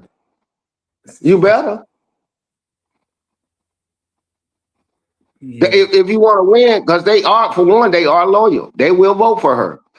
Yeah. Just like I was just explaining to my girl, we was watching the Spurs OKC game. I said, you notice when they did the little Christmas stuff? I said, look at the kids. Mexican. Look in the crowd. Mexicans.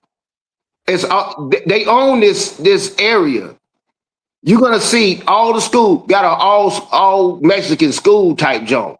You know what I'm saying? So you got to kind of play to your crowd, your constituents. So this is what, if that's what she want to do, she want to get a big base, she gonna have to figure it out. That's why Nicki Minaj doing what she doing. She's playing a damn game. These people, they all chase a bag. She chased in a bag. That's why she did all that talking at the turning point. Come on, bro. Really? We know that's orchestrated and scripted. Talking about Donald Trump Vance is so fine and beautiful. She sound like a girl at the strip club catering to them white men at lunchtime. Man, get out of here. That's stripper talk, man. Yeah, everybody fine to a stripper. God, you so beautiful. Look how beautiful your hands are. They're going to tell you something that's good about you. It's stripper talk, and they falling for it, man. I hate suckers. I really do. I despise them. But I can't do nothing about them. I can't stop it. You want to keep falling for the 3-card Monty in the shell game. You keep being the sucker. You know exactly what I'm talking about, man. I hate suckers, bro. For real. Black Americans break their silence on delineation. Yeah, man, we've been going off on delineation. Africans are everywhere but Africa. Salute, man. Y'all know how we do, man. Always pushing help, well. But Ameswell, so what you feel about, is it a lot of Africans in Philadelphia? How is it? Absolutely. Like? Yeah? Absolutely. They took over the whole, I heard somebody mention about how they took over the parking industry in Dallas and Atlanta. They took over Philly maybe about 5-6 years ago. Everything Philly parking is nothing but African, Ethiopians. Like they laid me off because I used to work I used to be like a maintenance worker in the parking industry, and they let me go once the pandemic went, and they let the other FBA. I had my FBA manager. He was FBA. They let him go and installed I want to say he's from Congo, but he took the same job for like less, 30,000 less. I'm like, dang. And he had a lot of responsibility, and they doing it for pennies. So they wiped out the whole. If you from the land and you in parking, you got to be superbly valuable. Because they getting you out of there. That's crazy. That's crazy. So there's a lot of them up there. Yes, sir. Yeah, I guess they everywhere now. Africans are everywhere now. Yeah. 2 cents. What about you, man? A lot of them where you at? Yeah, pretty much. But this is not the hotbed. I'm in Texas. Well, I'm in San Antonio. It's not the hotbed. Now you can go up the road. They really in Houston and Dallas. And I'm from the East Coast, from North Carolina. So I know where they was at. They hotbed was like up around Baltimore, DC. Yeah, you know how the Africans do, whatever. It's just, and then I've been knew the Somalians were up there in like Minnesota, whatever. That shit is old news. And I know, and they been cutting up. Now they shining a light on because of this ICE type stuff. Yeah, them Africans deep in a couple of areas. They in numbers. Yeah, they here in Texas. Oh yeah, they here. This is where you get your train. Look, you can come from Africa. They already know how to scheme and scam. You come here, the school of scheming and scamming. You go to Houston and you go to Atlanta. See, but Atlanta come down here to fine tune their skills as well and then go back home. It's a hotbed. I already know the path. It's like going on the what you call the secret railroad, underground railroad, or the one when people that get black people from here to there. It's passages and shit, stuff that people have to do. It's just part of your schooling. Dallas and Houston and Atlanta is really hotbeds for the scheming and scamming African wise. And they take Jamaicans and all them people like that. They big scammers. Nigeria is the biggest one over there. They take them all. And that's where you're going to see them at. They just fine tuning their skills. Mm-hmm. It's a university to them. That's why they don't understand when they say F the streets, it's offensive to the people that's in the streets. See, if they would have changed it up and said, forget F this violence and doing that, that's something different. That's like you saying, hey, man, you got a problem with a teacher at a school, and you mess around and say, hey, man, forget such and such high school. Forget that. That's the streets. You got to remember, it's alumni. That's still a place that people go. See, that's where the disrespect came in, and people are not accepting that. This is a big deal to people. How you gonna diss something like that to my F the streets? You couldn't even do that about somebody's school, bro. This is a school of street people. And you're not gonna diss them, their alumni, and the people that's in it right now. And street is not hood. I mean, don't get that shit twisted. That's what they're arguing about. Right. No, because you did some hood shit, that don't make you a street person. Right. So that's your take on F the streets. I want to get Ainswell. Ainswell, what's your take, brother, on that F the street? I ain't hear too much about it. I don't know about it specifically, but how you feel about that F the street? I've been seeing a few different takes on it. I think I briefly mentioned it earlier. I was talking about how a lot of the foreigners, a lot of the rappers that's saying it is foreign, and they trying to basically cosplay, and they kind of know that the jig is up, that they can't hide their crime under the label of black no more. Mm-hmm. And I found that take interesting. I didn't do too much looking to see which rappers were saying F the streets. I just seen the names that people say. I seen Young Thug, 21 Savage, and I don't remember who else it was. But I ain't really familiar with them. But that would be right in line with us delineating. Yep, I agree. That would be right in line. That's just crazy though, that and to think of 21 Savage is like from UK. Dog, they really study us, man. Like, dang, they had schools when photos was black and white, teaching them how to act and dress and walk like us. Mm-hmm. You know what I mean? This been happening a long time. That's why they got away with it so long. Yep. They had us pretty much fooled. We was thinking for a while, oh, if you African, you gonna ride with us. Cause like I said, when I was younger, I heard people talking about how Africans and Jamaicans just like Black Americans. Mm-hmm. But I ain't had no reference points to that. Because I didn't see no Africans like conducting warfare against us. But now all of that's it's extremely evident. You can see it plain as day. No matter what job you go to, the foreigners is going to be a little bit more likely to oppress you more so than other people, or to try and get in with the supervisor and all that. Mm-hmm. They're more likely to do some fuck dancing, man. We as black people, we need to do like other countries and different religions do on protecting our history and our heritage. And we're doing it. We seem to be doing it more than we used to, because it's certain things you're not gonna do. Man, they be making people remove cartoons and all this. Man, forget all. Look, free speech comes with an expense. It comes with a price tag on it. You're not about to do certain things about certain groups of people. That's why ain't nobody playing with the Jays like that. They not doing it. That's a death sentence. We need to protect our lineage, our history, our ancestry. We know they did it before. I'm sorry, little Bobby.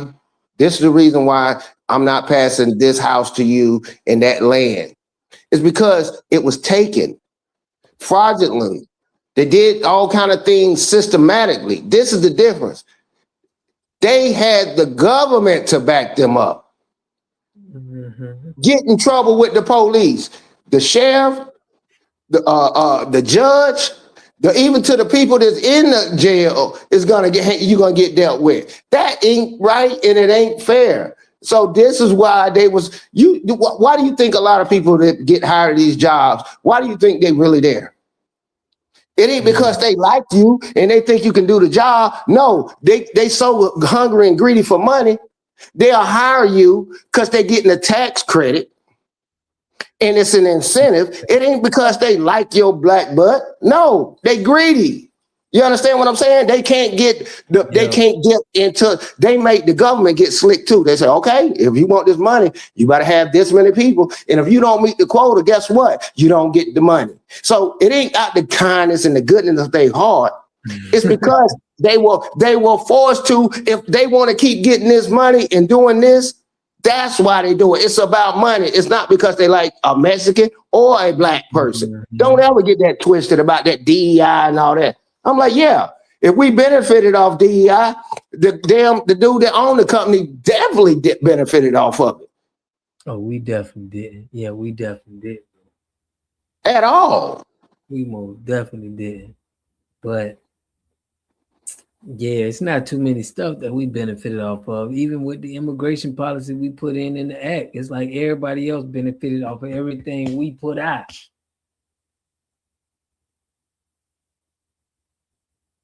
In my opinion, they ain't got no kindness or goodness in their heart. Yeah, man, but we definitely stand on they top in 2026, man. We're gonna have some more stuff coming. But Fat Joe recently was saying how he beat up some, he always talking about how he beat up black guys lately. It's been Papoose, it's been Young Buck, and he got caught in a lie with Young Buck. What's up with that? How y'all feel about Fat Joe always want to claim that he beat up a FBA brother? You feel me? You can go ahead, bro. I'll go ahead after you. Ainsworth. He might didn't hear it. Hold on. Ainsworth. I can go ahead and go while he coming back.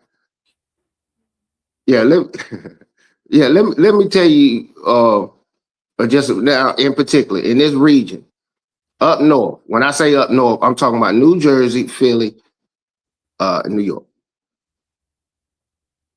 They have, look, first of all, they don't have to lie or exaggerate, but they do. See, once you get around them enough, their survival tactic and stuff, a lot of them can't even really squabble or fight, but they can scare you enough or get enough guys together. See, this is what they do. At least they did stick together. It would be a gang of kids that go and do all the bad mischief stuff. It wasn't a lone wolf. It's never a lone wolf. Their mentality is a little bit different from where you at. So don't try to, take it with a grain of salt because you're like, what? People do this and do that? Yes, they do. So their mind is built on exaggerating and lying because lying became a mechanism to survive. No, I didn't steal that. I didn't do this and do that. It became a mechanism just to survive and live. So they became experts in it. Yeah, they became experts in it. But when Fat Joe this is why I keep telling people, I said, this is what I'm talking about these guys from New York. He's not everybody in New York, but he is a large majority. That's all they do is lie. They'll give you some truth so they can tell you they lie. You're like, oh, okay, so I didn't go and get 100,000 out the bank. That would be true. Right. But he would tell the story as I got 100,000 out of the bank, And then I gave 80,000 to him just for walking by. My nigga, you know what I'm saying? See, they can't help themselves in lying when they don't have to. He can't just stand on the fact, yeah, I did get 100K out the bank. He got to tell you some bull crap after the fact and just lie. But when you call them out, they start squibbling away and trying to clean it up. He's a liar. Yeah, definitely. A New York liar. Certified. Still waiting on New York Knicks to win a championship type deal. Yo, I'm gonna play this. You like, what did he say? So let me let y'all hear. This is what he said, right? Elaborating on that, but you know what the biggest shit used to get me mad? When you used to do this. Yeah, this nigga talking to me. This nigga right here. That nigga know he doing his shit. You know what this is. You know what's crazy? Oh my God. Everybody we beef with, I looked. They thought it was this. Everybody we beef with, I looked up to. I be in my man Fat Shop Basement, rest in peace. DJ Rough Hands. I'm playing your first album. I'm playing, like, I'm a fan. I'm listening to Cam. I'm listening to Jada. So we in the basement listening to y'all. So for me, it's like, I didn't have no beef with nobody, but 50 was the bad guy from How to Rob. Remember when Pun dissed him on the first album? I was kind of excited about that. Rest in peace to Pun. So we in the car, Capital Punishment. Yeah. Oh God, I take 50 head off. 50 Cent rapper real funny, get your nut off. In real life, you don't know me, I blow your motherfucking head off. Look, we wasn't on. So I'm in the basement listening. Y'all said my name. Even Jay, I'm about $1. What the fuck is 50 Cent? We was excited. Oh shit. Yeah, that shit reached. And know who he is. In the middle, you are. You like, the height of our shit. We going to LAX. I'm flying home. It's me and Groovy Luke. Shout out to Groove. Shout out to Groovy. It's 14 of y'all sitting on the curb. Them? Good thing they didn't go like. Good thing they ain't look. This is the only reason why this show is successful, is because of Jada Kim. If it wasn't for Jada, show would be trash, bro. Right? Hell with. You hit him with the O.J. Simpson. Groove. Yeah, because Battle of Y'all Y'all was fucking G Unit is right there with extra niggas that want to catch felonies. It was one of them. Please let this door right here. Look, I'm gonna tell you one time. I'm in the district. We gotta run to the gate. Y'all didn't even see it. It was one of them. Look at that. Glad. He's in the staircase. Yo, I wasn't this and that, but he poked his head out. Just, this ain't got nothing to. You gotta come down the staircase, right? So ugly ones with me. Ugly ones with me, right? In Chicago. And so I'm coming off stage. It's like a summer jam, but a winter jam. Right? It was winter, right? So everybody on there, Young Jeezy, Fab, there was a lot of witnesses too. I don't know. They don't never tell my story. Hey, Mama Lisa, we're going to stop it right before the store. We got Mama Lisa on the line. Look here, why the guy, can y'all hear me? Yeah, we can hear you. Okay, I just want to speak to everybody. And the more I listen here, I didn't know it was a name for it, FBA. Because I've really been thinking like this all my life. You know what I mean? Why don't we get together? They owe us. And I was explaining to a young lady that worked at Kaiser earlier. What is that called? Y'all got to help me out. When they passed that they played in our face like got to be hot so many blacks. What they called it back in the day? DEI. No. It was something else they called it before then, probably for y'all two children can't remember. But it was another name that they called it, that they had to hire at least, the way they put it, one black face, because there was so many corporations that came on the thing, didn't have black people in the job, so many different jobs that they could do. But who benefited most from it was not the black person, was the white woman. I don't know if y'all named because they was qualified for a lot of jobs they wasn't getting either. So they play in our face a lot. Whatever you think they're giving us, it's not for us. It's for everybody else too. So I don't believe that stuff. We got to fight for what's ours, like y'all doing over here. And I have a question, and I'm gonna get on down. What's the next thing we should do? Okay, we talking and things and like that and carrying on. And I got to go over there and sign that there petition too. But what we go from here? What we go, because like the young man was saying there, he showed right. You go to their nail shops and on, ain't none of them named no non-J. They name, what's your name? Mary, Susie. I tell them in a minute, stop lying, that ain't your name. They come over here and get, change the name and can. He was so right. I was yelling at the phone thinking I was on the stream, yo.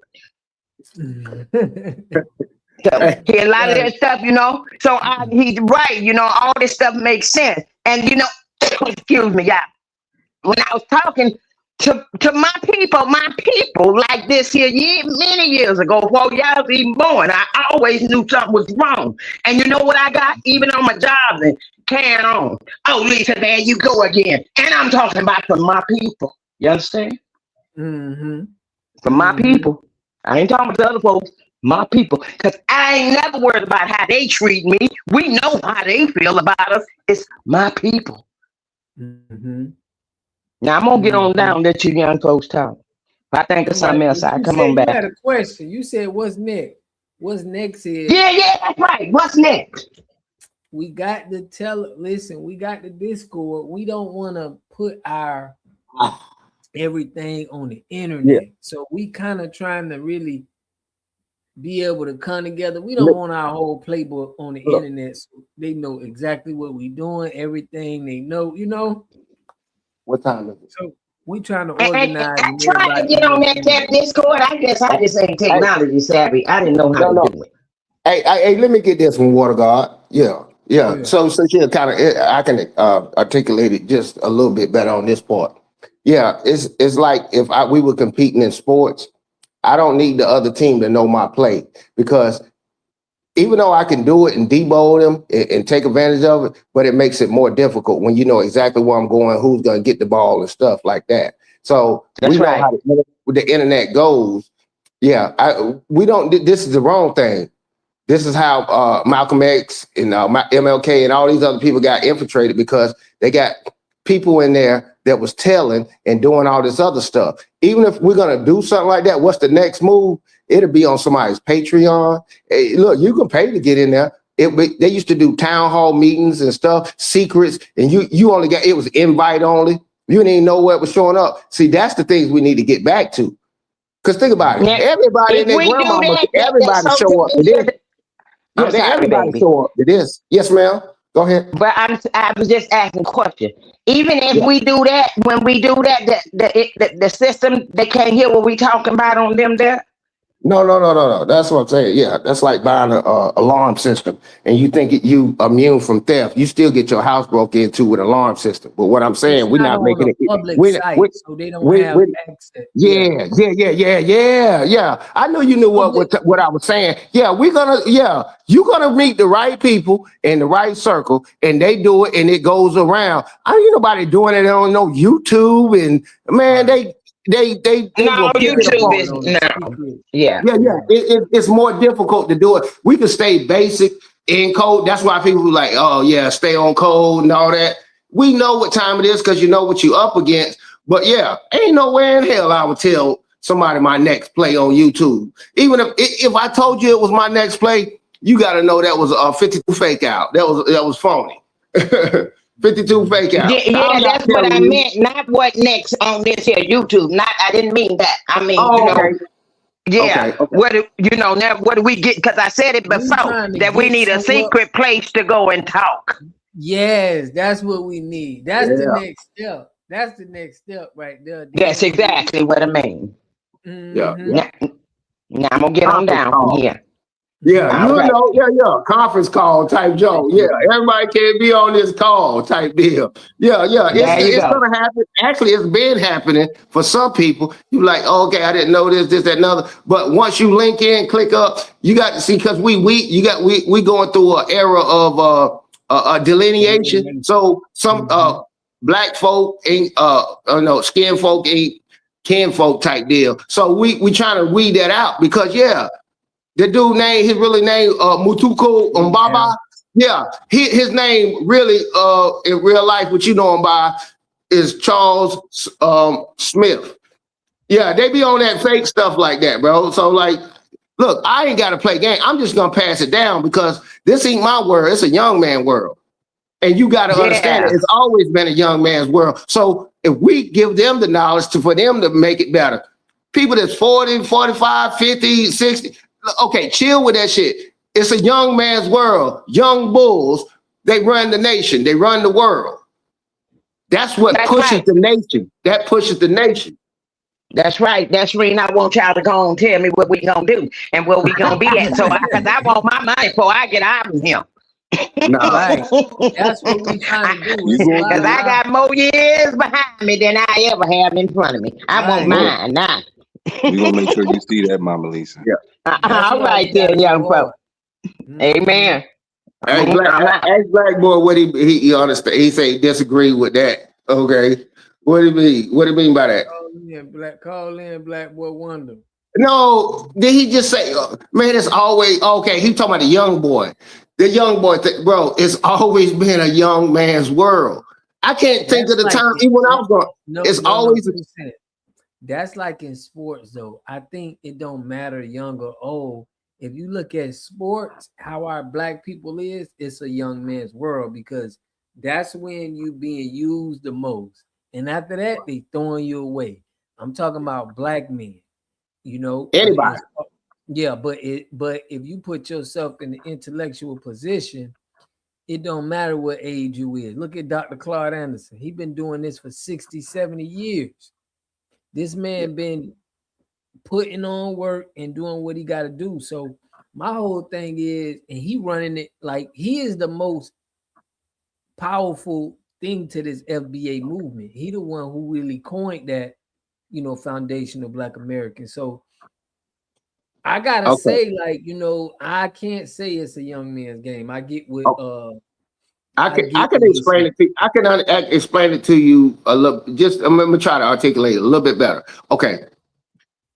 They even make I believe the children are our future and all that.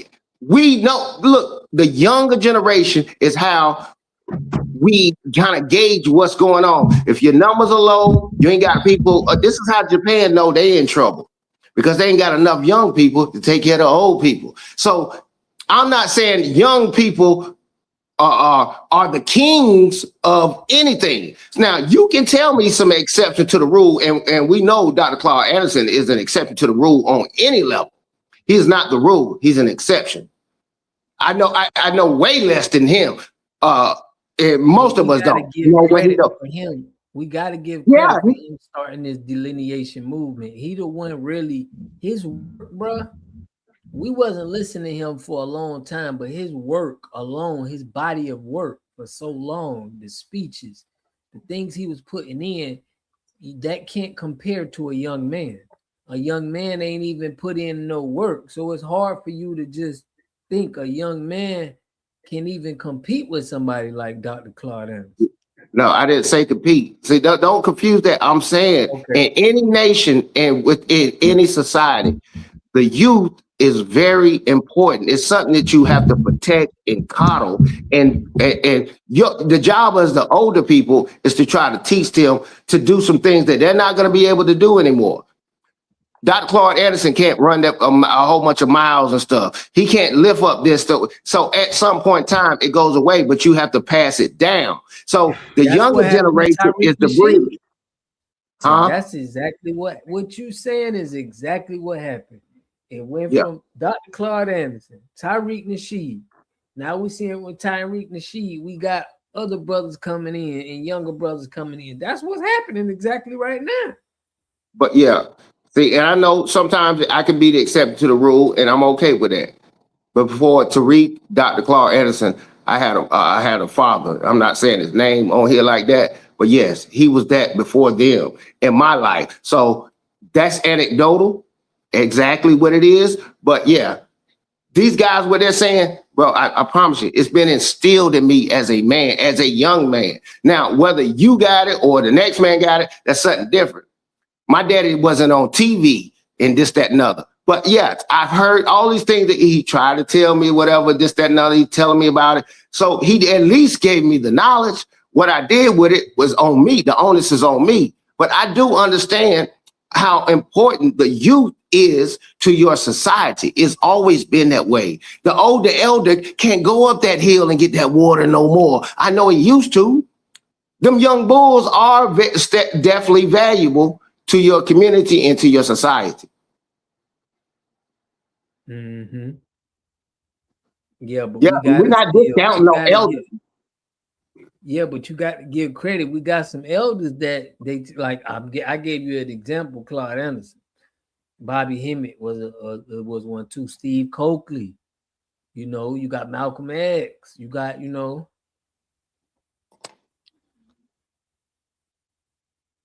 it's a lot of old heads that push. They pushed us forward. That's all I'm saying. If it wasn't for them, we'll be in a tougher situation. Wisdom has value for real. I get what he's saying. Our young bulls is gonna have some courage, but you know, look at Fred Hampton. Fred Hampton was 21 years old, and he did all of that. You know, so I get it. It is some, but it's a balance too. It's not like we can't just. We need our OGs like Dr. Claude Anderson and people. Yeah, you do. Need to work. Yeah, you do. 40, yeah. Yeah, you get it. Yeah, trust me. We saying the same thing because I was just about to say, just look at how influential the young group. This is why when they send out them surveys, they want to know what age you are because they know you're not about to buy this, you ain't about to do that, this, that, and other. I know you got the money, but you got to understand a lot of older people, they hoard their money because they don't want to die broke type of deal. Yeah, but what end up happening is they pass away. And the young people in the family spread out and spend their money that they never would have thought about spending it. And that's how it can generally go. But we know those people that you named, I don't even think Malcolm X even made it to 40. Yeah, anybody. Tupac. Yeah, all these people that you named, they're considered, they're the younger. We understand where the knowledge and the influence is really going to come from. The elders, or not the olders, the elders must stay in place and still continue to be respected until they leave this earth, like the people that you mentioned.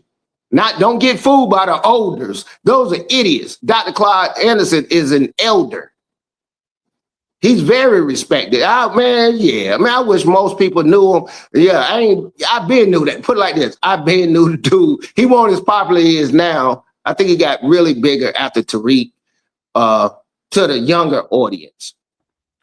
Mm-hmm. That's why you can't never stop your grind. You know, Claude is getting his, he's getting his flowers now, man. I'm always saluting what Claude doing. So, we watching, he got the young people watching him and saluting him and giving credit for the work he put in. And that's just what matters right now. But we got a lot of our elders that they want their reparations. They want their they want what's old for them. So we gotta put in the work to make sure they get it. This dude talking about. Yeah, man. Man, it's a struggle, bro. It's a struggle. I'm trying not to give up as much. A lot of the younger generation, they don't want to listen to older people because they've been lied to. And the stuff that you're telling them, you lied to me, or it didn't come out to be true. And man, it's hard to convince someone that everything you keep saying. I'm like, what? This is why a lot of young generation, they don't want to listen to older people. But I keep telling them, I say, don't get confused by an older and an elder. Knowledge, intelligence, experience equals wisdom. It's a lot of people in college right now, smart as hell, very intelligent. But guess what he's lacking? Experience. He don't have it. Yeah, I got Black Boy Wonder. I forgot I had Black Boy Wonder and he wanted to disagree with you. Black Boy Wonder, what you say you disagree with him? I want to hear your point. What's happening, family? What's good? What's good now? Yeah, I think it's an interesting concept that you were talking about. And I think that's the, I know it's going to sound like I'm attacking you, but I'm not, because it's not like that. It's but okay. It's okay. I do think that's the problem when it comes to our community, and I don't think it's something that's our fault. It's a difference.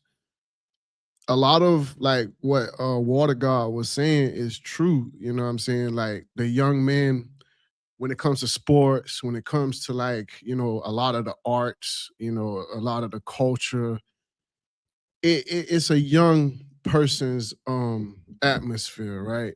But the thing is about it is like it's set up that way. It's truly set up that way in society. They make it to where the youth are like more propagated to take the direction, the new direction of the social world, right? Because you know, younger people are more like they're more impressionable, right? So if you impress an ideology on them, they're more to accept it. They're more to cultivate that ideology for themselves and replicate it and mirror it back. But the older you get in life is the more you tend to become more rebellious. And that's because wisdom begins to settle in. A lot of things that people will tell you or show you, you begin to learn that it's not so black and white. It's not maybe so accurate, right? There's always a hidden agenda when it comes to the social order. And I think that when we look at the youth are very important. You know, we're all important. You know, it's an equal balance, but there's an imbalance. And I think with the youth, they have more strength, right? Compared to someone who's older, they would have more strength. But then you got to look at power.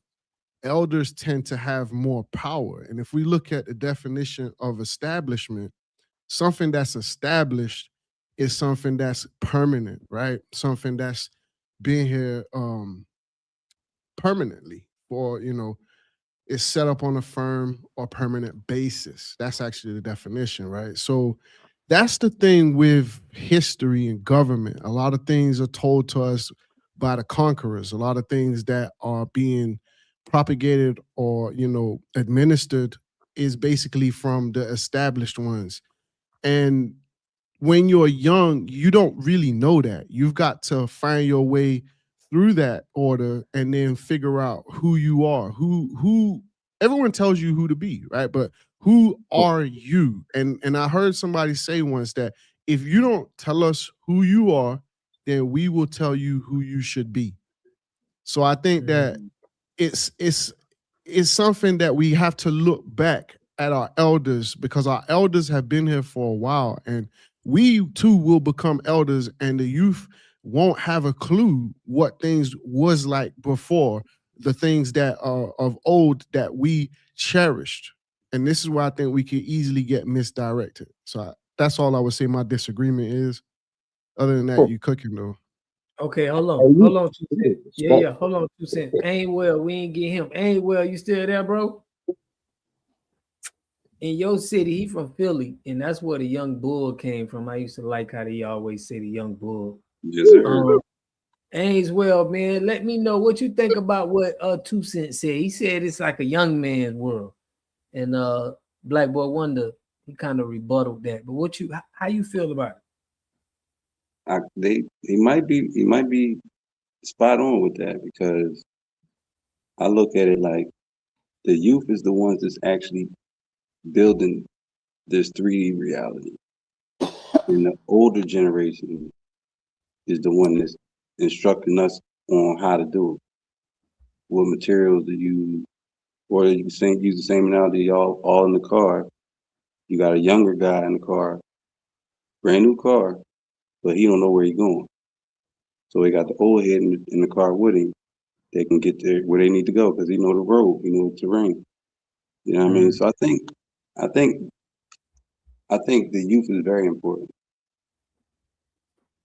to be honest. It's kind of like they're almost equally important, valuable. Because like you got the knowledge plus the action, old head being the knowledge, and the youth being the actual physical force. Facts. Can I follow? Go ahead. Go ahead, 2 Cents. I mean, go ahead, 2 Cents. Yeah. Just so because it's kind of stuck. I'm getting old. I forget it. But what he was saying. The first guy, I can't say his name because the banner right there. But Black Boy Wonder. yeah, okay, yeah. People like that, man. It kind of tickles me because I can tell. I'm like, either this dude, he's got religion or he was born around his father. Because he obviously know I'm some old school ass dude type deal. And that was his rendition of, disagreeing and being, he could have easily been very disrespectful and he won't. You see what I'm saying? I can read. Look, when I hear people and I talk to them like that, I'm like, man, damn. So I'm like, yeah, we can make it off of that. But with the thing, I'm going to say this, I'm going to give it to you on the youth thing that I was saying. See, I know that youth, they initiate change and all of this kind of stuff like that. The change in the world, things like the economic impact. Can you hear me? Okay. Yeah, the economic impact and all these things. You don't really have to argue with me. I know I said it, but I already know what it is. Even if you didn't believe it, read a book or Google it and ask ChatGPT or anybody and say, is the youth regarded around the world basically the future of societies? Like it's always been that way. The youth, the young boy, ain't nobody saying they had the best knowledge and all that, but we know what they're capable of.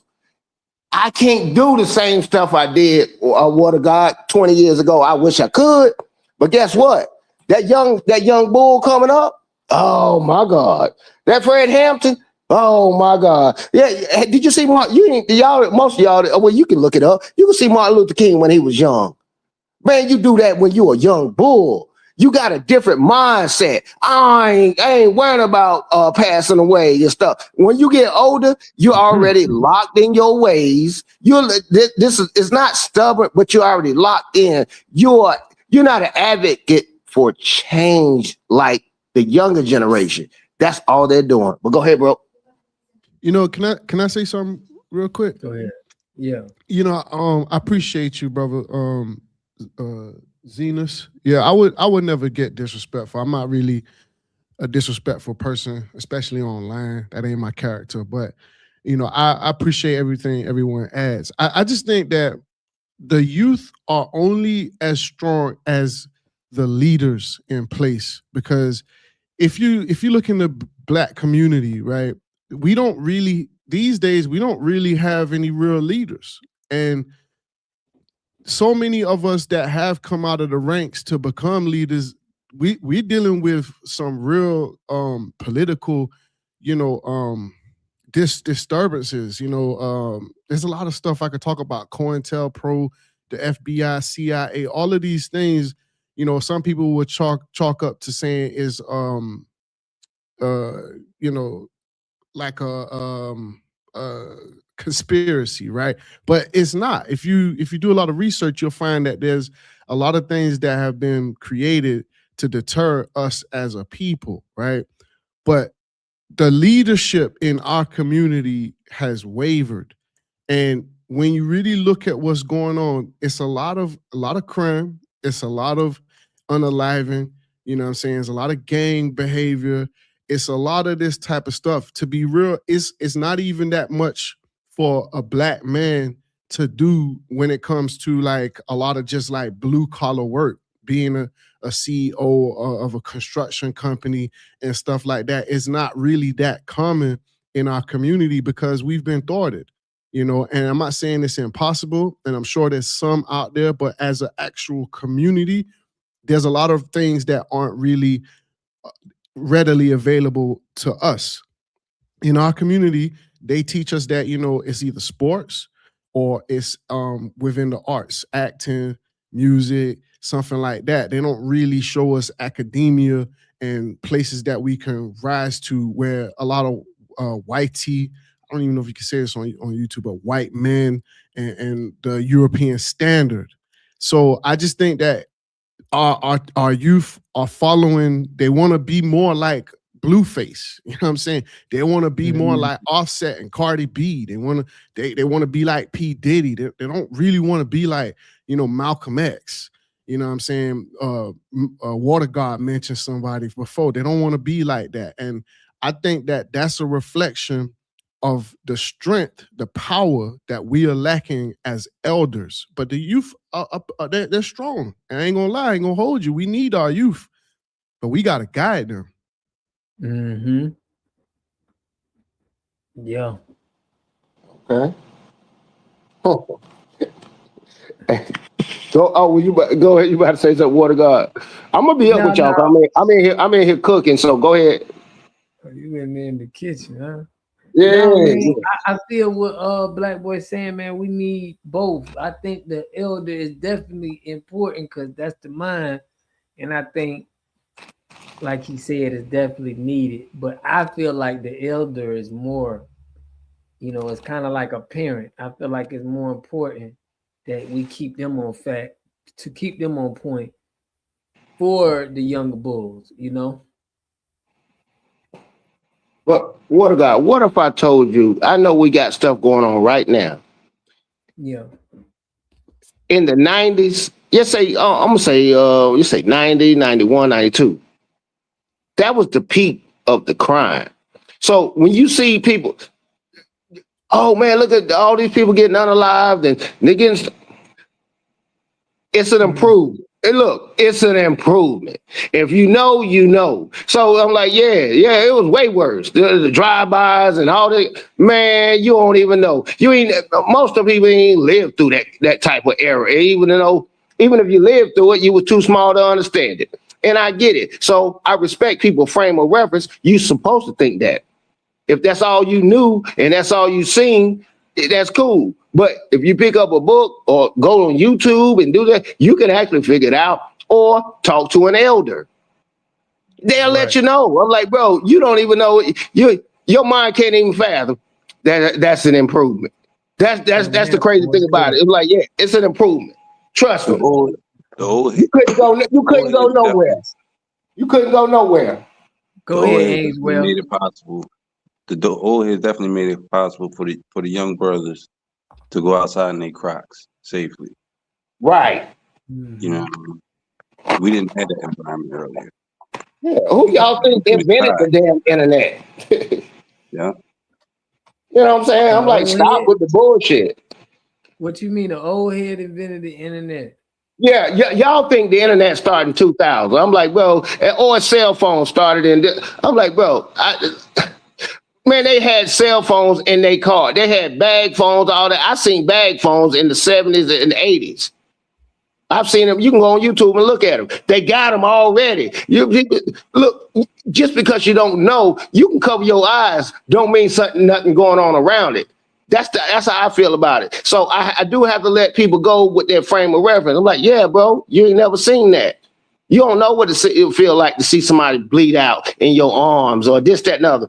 You don't have the knowledge of it. So I have to be careful on who I'm talking to and how I'm trying to get them to understand it. Because first of all, you must seek and have the basic knowledge of it for you to even understand what I'm saying when you wasn't there. That's why Iowa is there. You ain't never been to Iowa, so how the hell you know it exists? You need to know how to put some resources together and what sources you trusting. You ain't never been in a lot of these places. You ain't never been to Africa. You don't even know it exists.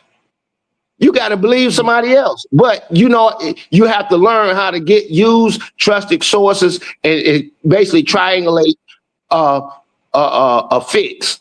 That's what we call it in the Navy. It's called a fix. You get three points and make it one. That's how I do it. That's how you navigate. But anyway, you're gonna have to get a starting point.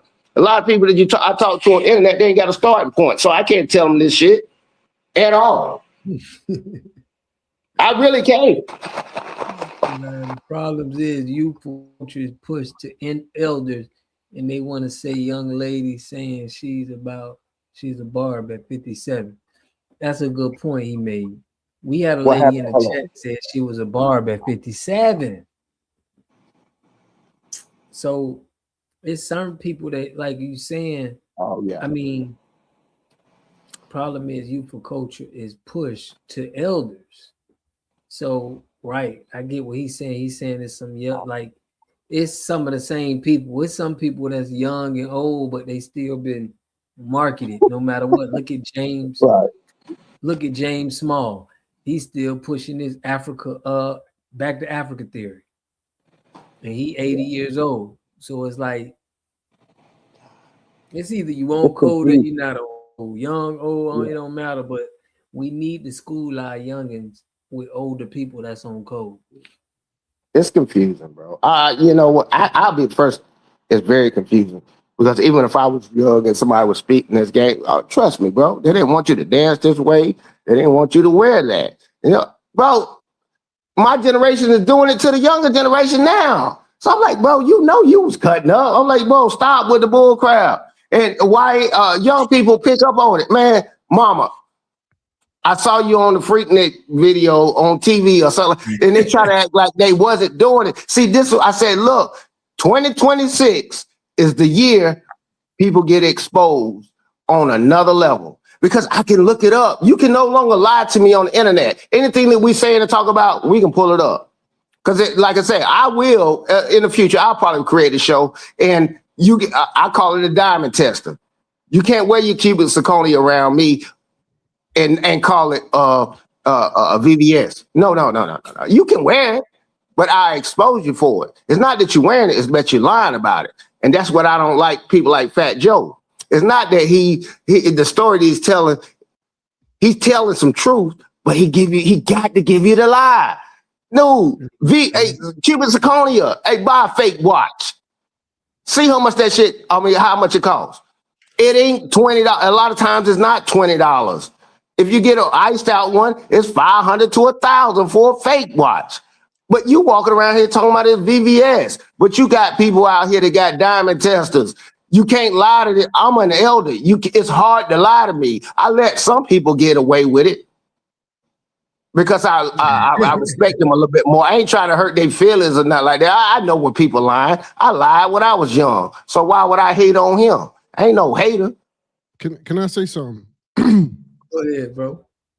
You know, I'm not gonna say no names, yeah, because it's a bit deep, yeah. But Water God, when I say this, you will know exactly who I'm talking about, right? There's a mutual friend we have, and he does extremely well on this platform. Mm-hmm. Right. So think of that person, yeah. And I love him just as much as I love you, brother. You know, beyond all of this stuff, right? But I'm gonna keep it a beam with you. And we actually fell out, right? And I'm pretty sure it's not a permanent thing because I'm so far away from home. But for the time being, we don't talk. And I'm gonna tell you this. To me, this is the problem with the Black community, right? We do not pull our sources together especially as elders, seasoned, people who have reached higher levels of success, right?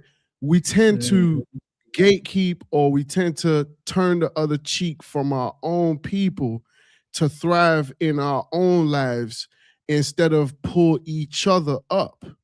And I think that when we look at this type of behavior, this is why we in the middle of America are we're being combated with so much, because we damn near combating our own youth to some extent, the elders versus the youth. And this came from the Willie Lynch letters. If you really read the Willie Lynch letters, you'll find out that they caused division amongst those lighter skinned, those dark skinned, those that lived east, those that lived west, those that lived a little bit poor, lived a little bit richer.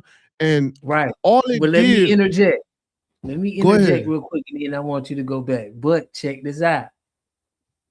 I know you was saying, but the reason how I got on YouTube was because of, our mutual partner. You know what I mean? So I gotta give him credit for putting me on. You get what I'm saying? Like, I hear what you're saying. You get what I'm saying? He the one who was like, "Yo, bro, you need to get on." You know what I'm saying? That's the only person. If it wasn't for him, bro, I wouldn't be talking to these people online. I wouldn't be. You get what I'm saying? But I hear you, right? But I hear you. But your imagine, experience may be different. Go ahead. yeah, no, it's not about me because I'm good. God blesses me. I'm on my own journey in this life. Yeah, but I'm gonna be real with you, right? I'm gonna take it away from us because it's not that. Yeah. It's not a that thing. Like if we look at like, there's a lot of people on YouTube that I do pay attention to, right? I'm obviously in a different sector or side of YouTube than you are, and that's why I like coming over here, not just to support you, but also to learn from what you're doing. You're a general out here. I ain't gonna hold you. You're doing your thing, but there's people like I don't even know if you're gonna know these people or anybody in the chat. MTR. There's people like Shisha Zed, O'Shea Duke Jackson. There's people that do the same content I create, and they're giants on this platform, right? Like Kevin Samuels was. And you look at all of these, they're all black men.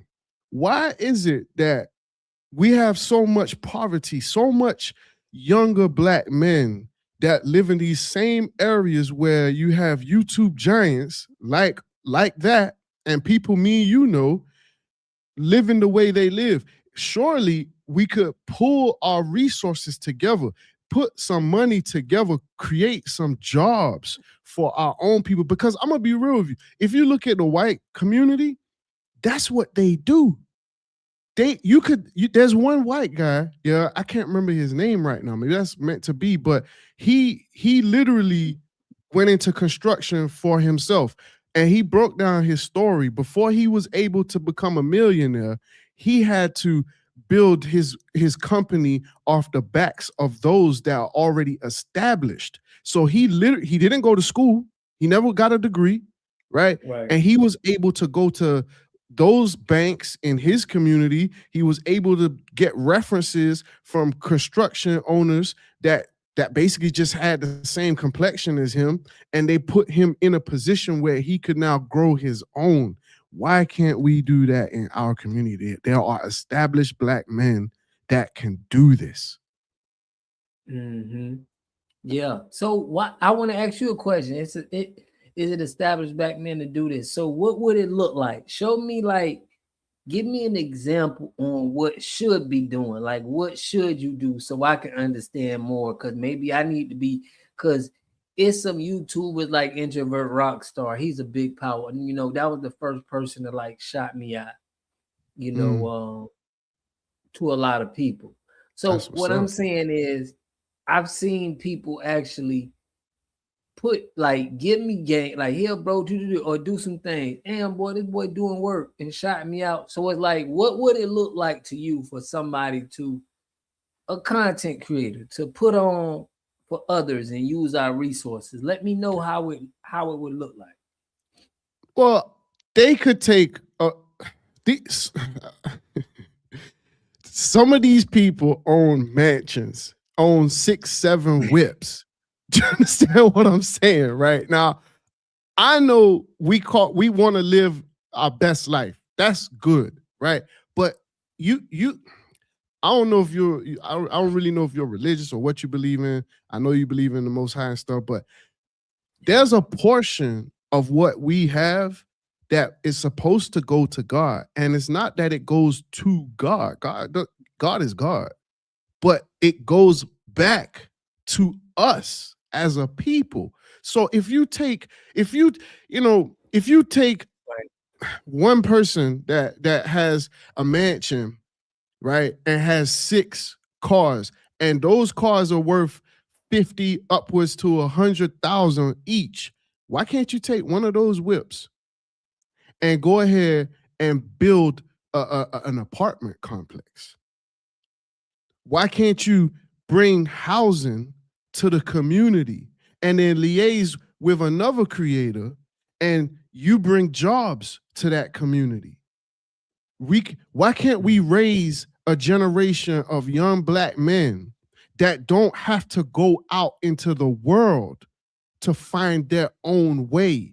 They don't have to, so to speak, sell their soul to get some sort of come up. Do you understand what I'm saying? Yeah, I'm with you on that. They gotta come up and make a name. Yeah, I'm instead of just I'm married, and that's something yeah. you haven't learned of. But I'm actually married, and I got a son now. Yeah, and I'm gonna tell you something. She asked me early in our relationship, if you ever became rich, how would you help your people? And I'm gonna tell you this: if I ever became rich, the first thing I would do.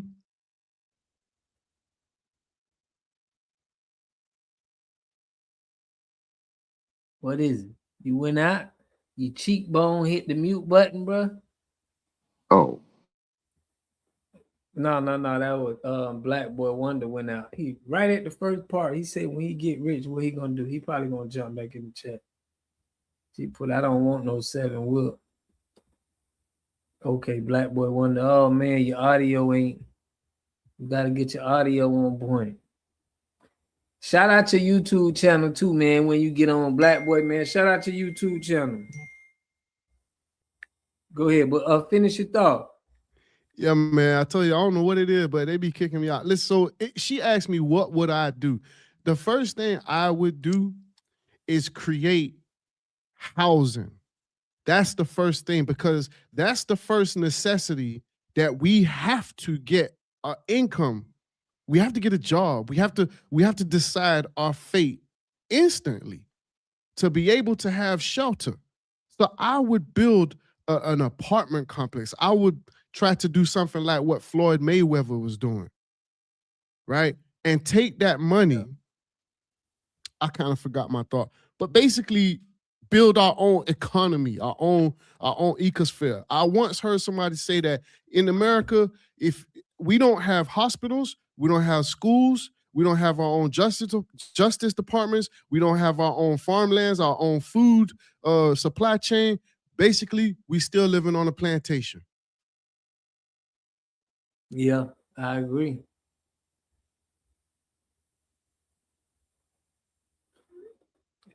I agree, man. I agree. 2 cents, man.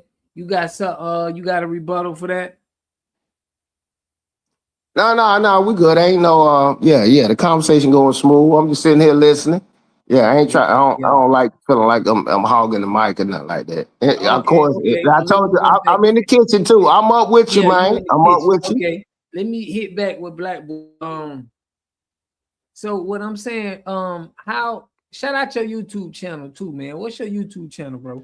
Yeah, man, I'm Black Boy Wonder. You know what I'm saying? I make content about dating and intersexual relationships between men and women, and told by Black man's perspective. So yeah, man, I appreciate you, Water God. That's what's up. That's what's up. So you saying that when people get rich, they need to put stuff in for the community first. That's what you're saying before you start splurging. You got a problem with people. I mean, like you can't be splurging out here and you people doing bad. That's what you saying? Facts. It disturbs me, and you know, I'm gonna keep it a buck. Like seeing it from my personal angle, it hurts me to the core to see certain things that's happening, because it's like I remember how things was back in the day. You know what I'm saying? And it's like I'm experiencing the after effects of each of our lives. You know, I see where you're at. I see where Reezy at. You know, I see where certain people are at. Right. And it's like, it shows you how the same thing has happened across the nation. Because we are Black people. Like, we are the most gifted people in the world. This is even on a scriptural level. So how is it that we the most poor people? We live in the greatest poverty. In really one of the most richest, probably the richest country in the world. So I just think that, yeah, we do have to learn how to take a sacrifice, a leaf of sacrifice to uplift our brother, because the more we do for our own people, it's gonna come right back to us and to our children. They're gonna inherit that. It's not all about you. It's about your people. If you take care of your people, you will take care of your children and your generations to come. They're going to inherit the world. And this is why I believe that society is set up the way it is. You know, I listened to that video you played with Nicki Minaj. I really don't know why it's going viral. I think I'm missing something, but she said something that caught my attention. She was like, you know, I want to do this for the little girls, the girls, all the girls.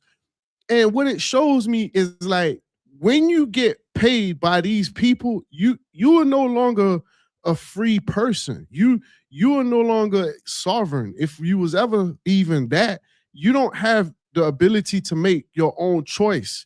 You know, you don't really have autonomy over the way you invest your time and your money. To some percent and great percentage, you're gonna have to carry out the agenda of the social world, the social order. And, you know, growing up, Water God, when we was growing up, you know, we love basketball. I'm gonna tell you something. I never saw any black man come to the ghetto, man, and do anything. I got a friend of mine named Derek Robeson. He used to play for Tampa Bay Buccaneers. You know what I'm saying?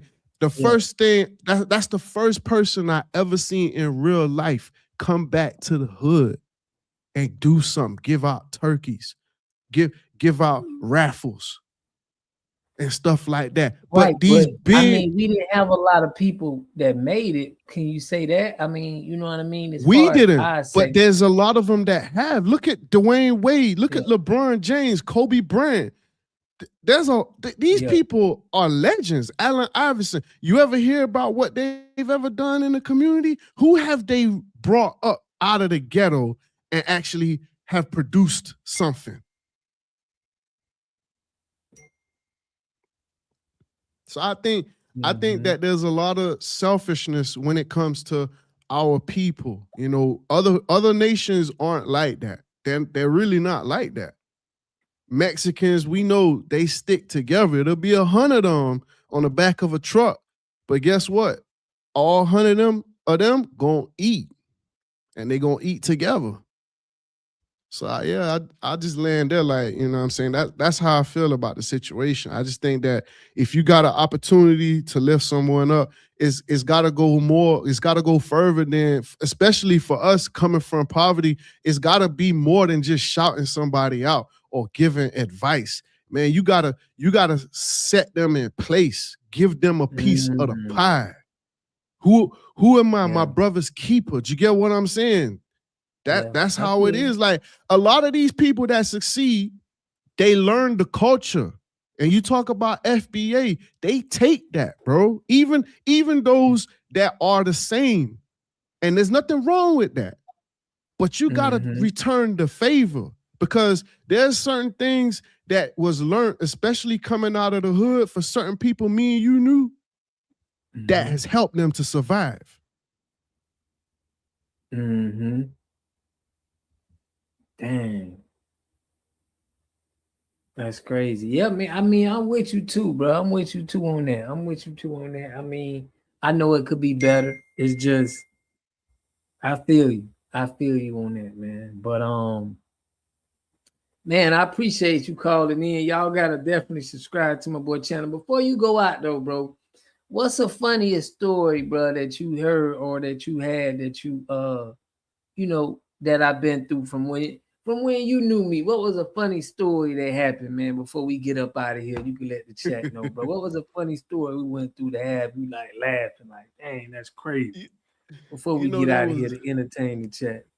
There was many. Like, for y'all that don't know, this brother is truly blessed. And shout out to your pops too, man. I think about him all the time. But you know, he used to have these we used to call them wigs or bunks, dreadlocks. And I remember when Water God, we used to go to a lot of parties. We used to have a lot of fun. But I remember we was at this one party, and there was this baddie. Yeah, she was on Water God. And even me and Maul and Bradley, we was like, how this nigga get all this attention from these shorties? And then I think I asked you, but I can't remember how I worded it. But you was like, he was like, it's the bumps, nigga, it's the bumps. I'm dreading. Wow, that's crazy, man. Yeah, you was dope back then. You was man. You one of my favorite people, man. Real talk. That's what's up, bro. I appreciate it, man. We got a long history, but yeah, that's a funny story there, man. That was a good one. I know exactly which one you talking about. But man, but I appreciate everybody for tapping in. We got some more cancellation videos we got coming out standing on FBA business. And yeah, man, I'm trying to get some more FBA content creators to come on and we kind of jump on the live and talk. But I like talking to my people too. I like getting y'all on live and talking to y'all. So I've been a lot of people been telling me to do that, but I like talking to my people, jumping in. So when I was a little girl, shout out to Mama Lisa, man. Ames well, my boy Black Boy, 2 cents in the kitchen, whipping up some chicken, you know. But man, I'm going live tomorrow, y'all. We're gonna go live and see what's on the news. I wasn't even gonna go live today, but I was like, you know what? I want to tap in with the people. It's always a good feeling, you know, in a good space with like-minded people, man. So I be feeling at home speaking to y'all. So I appreciate everybody for tapping in. Start our own NFL. Man, I got some news coming, man, tomorrow, y'all. Like, tap in, because I got some big news I want to let everybody know, but I kind of got to let it know on the low. So when we full court press in 2026, we know what we up against. So I'm going to put the code out tomorrow live, though. I'm going to let y'all know, like, what's going on, what I got, and what I need y'all to go do. But big news coming tomorrow. Just hot air, man. There's too many blacks. Expose FBA gun violence. Okay, Z World TV, where you from, man? Expose FBA gun violence. Where you from? Where you people from, bro? You know, I just want to say, you know, we as a people, you know, we really gotta like look at our own people, you know what I'm saying? And I think that a lot of us are trying to keep up with the Joneses, and it's life, right? You only live once. You only live once. But at the same time, it's like I think we gotta learn that a piece of what you're getting, you gotta give that back to somebody that looks and comes from where you're from. That's the way we will thrive. And for me, that's my goal in life. Like that's my goal in life for me. But yeah, man, I appreciate you allowing me to come up on your platform. Man, God bless you. Always. For real, man. Keep coming on, bro. It's like I like hearing your perspective. You got a lot to bring to the table, so I be wanting to hear, bro. So definitely stay tapped in. 2 cents, man. Stay tapped in. You still there, 2 cents? Yeah. I was right here. Yeah, I won't close out. I heard what he said. Yeah. I'm good on that. Yeah. My closeout sentiment is this. Yeah. When I hear somebody keeping up with the Joneses, I'm like, I am the Joneses. See, when your confidence is there, it ain't arrogance and none of that. No, I am, and we are the Joneses. Yeah, that's something. That's a standard to keep up with what Black people are doing. Yeah, people do that. We chase a lot of things in life, but yeah, I don't know. I mean, when I think of Joneses in the first place, I still think of Black people, like Smith or something like that. But it's all good. It's where you're gonna redirect your mind and how you're gonna pursue. Some people don't like change, so let them stay there. You ain't gotta fight them on it. Just say, hey man, okay, you don't want change, but you ain't gotta hate. You ain't gotta hate because we changing at this point in time. The world has always been evolving. I've never seen it not evolve. We used to pay with a check. We used to use paper food stamps and all. It's evolving, but you got to know it's a group of people, they hate it. No, don't do this. Yeah. So once you recognize that, first of all, it's too small of a population to change anything. They're trying to get their numbers up, and it's too late. It's too late.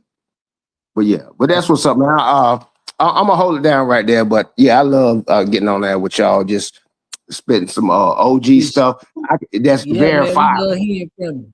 We love hearing from you, but definitely tap in tomorrow, man. I got something important. I want to put out something important for the people that what we're doing, trying to catch them off guard, man. Make it seem like it's something to do with the holiday. He put this in my channel. So look, man, I appreciate y'all, man. Make sure y'all hit that like button on your way out. Subscribe if you ain't subscribed already. Push me on the algorithm. I greatly appreciate that. Look out for the videos, man. We standing on business. Sign the petition.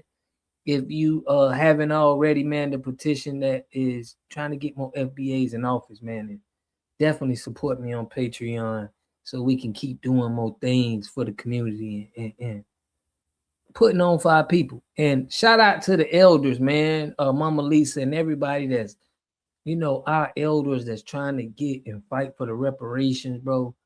We got a lot of elders standing on business, and we got to push forward to make sure they see that day, because they really want justice for what happened to their grandparents and stuff like that. So this is important for all of us to make sure we standing on business for people that's really caring for our people. So I love y'all, man. Appreciate y'all.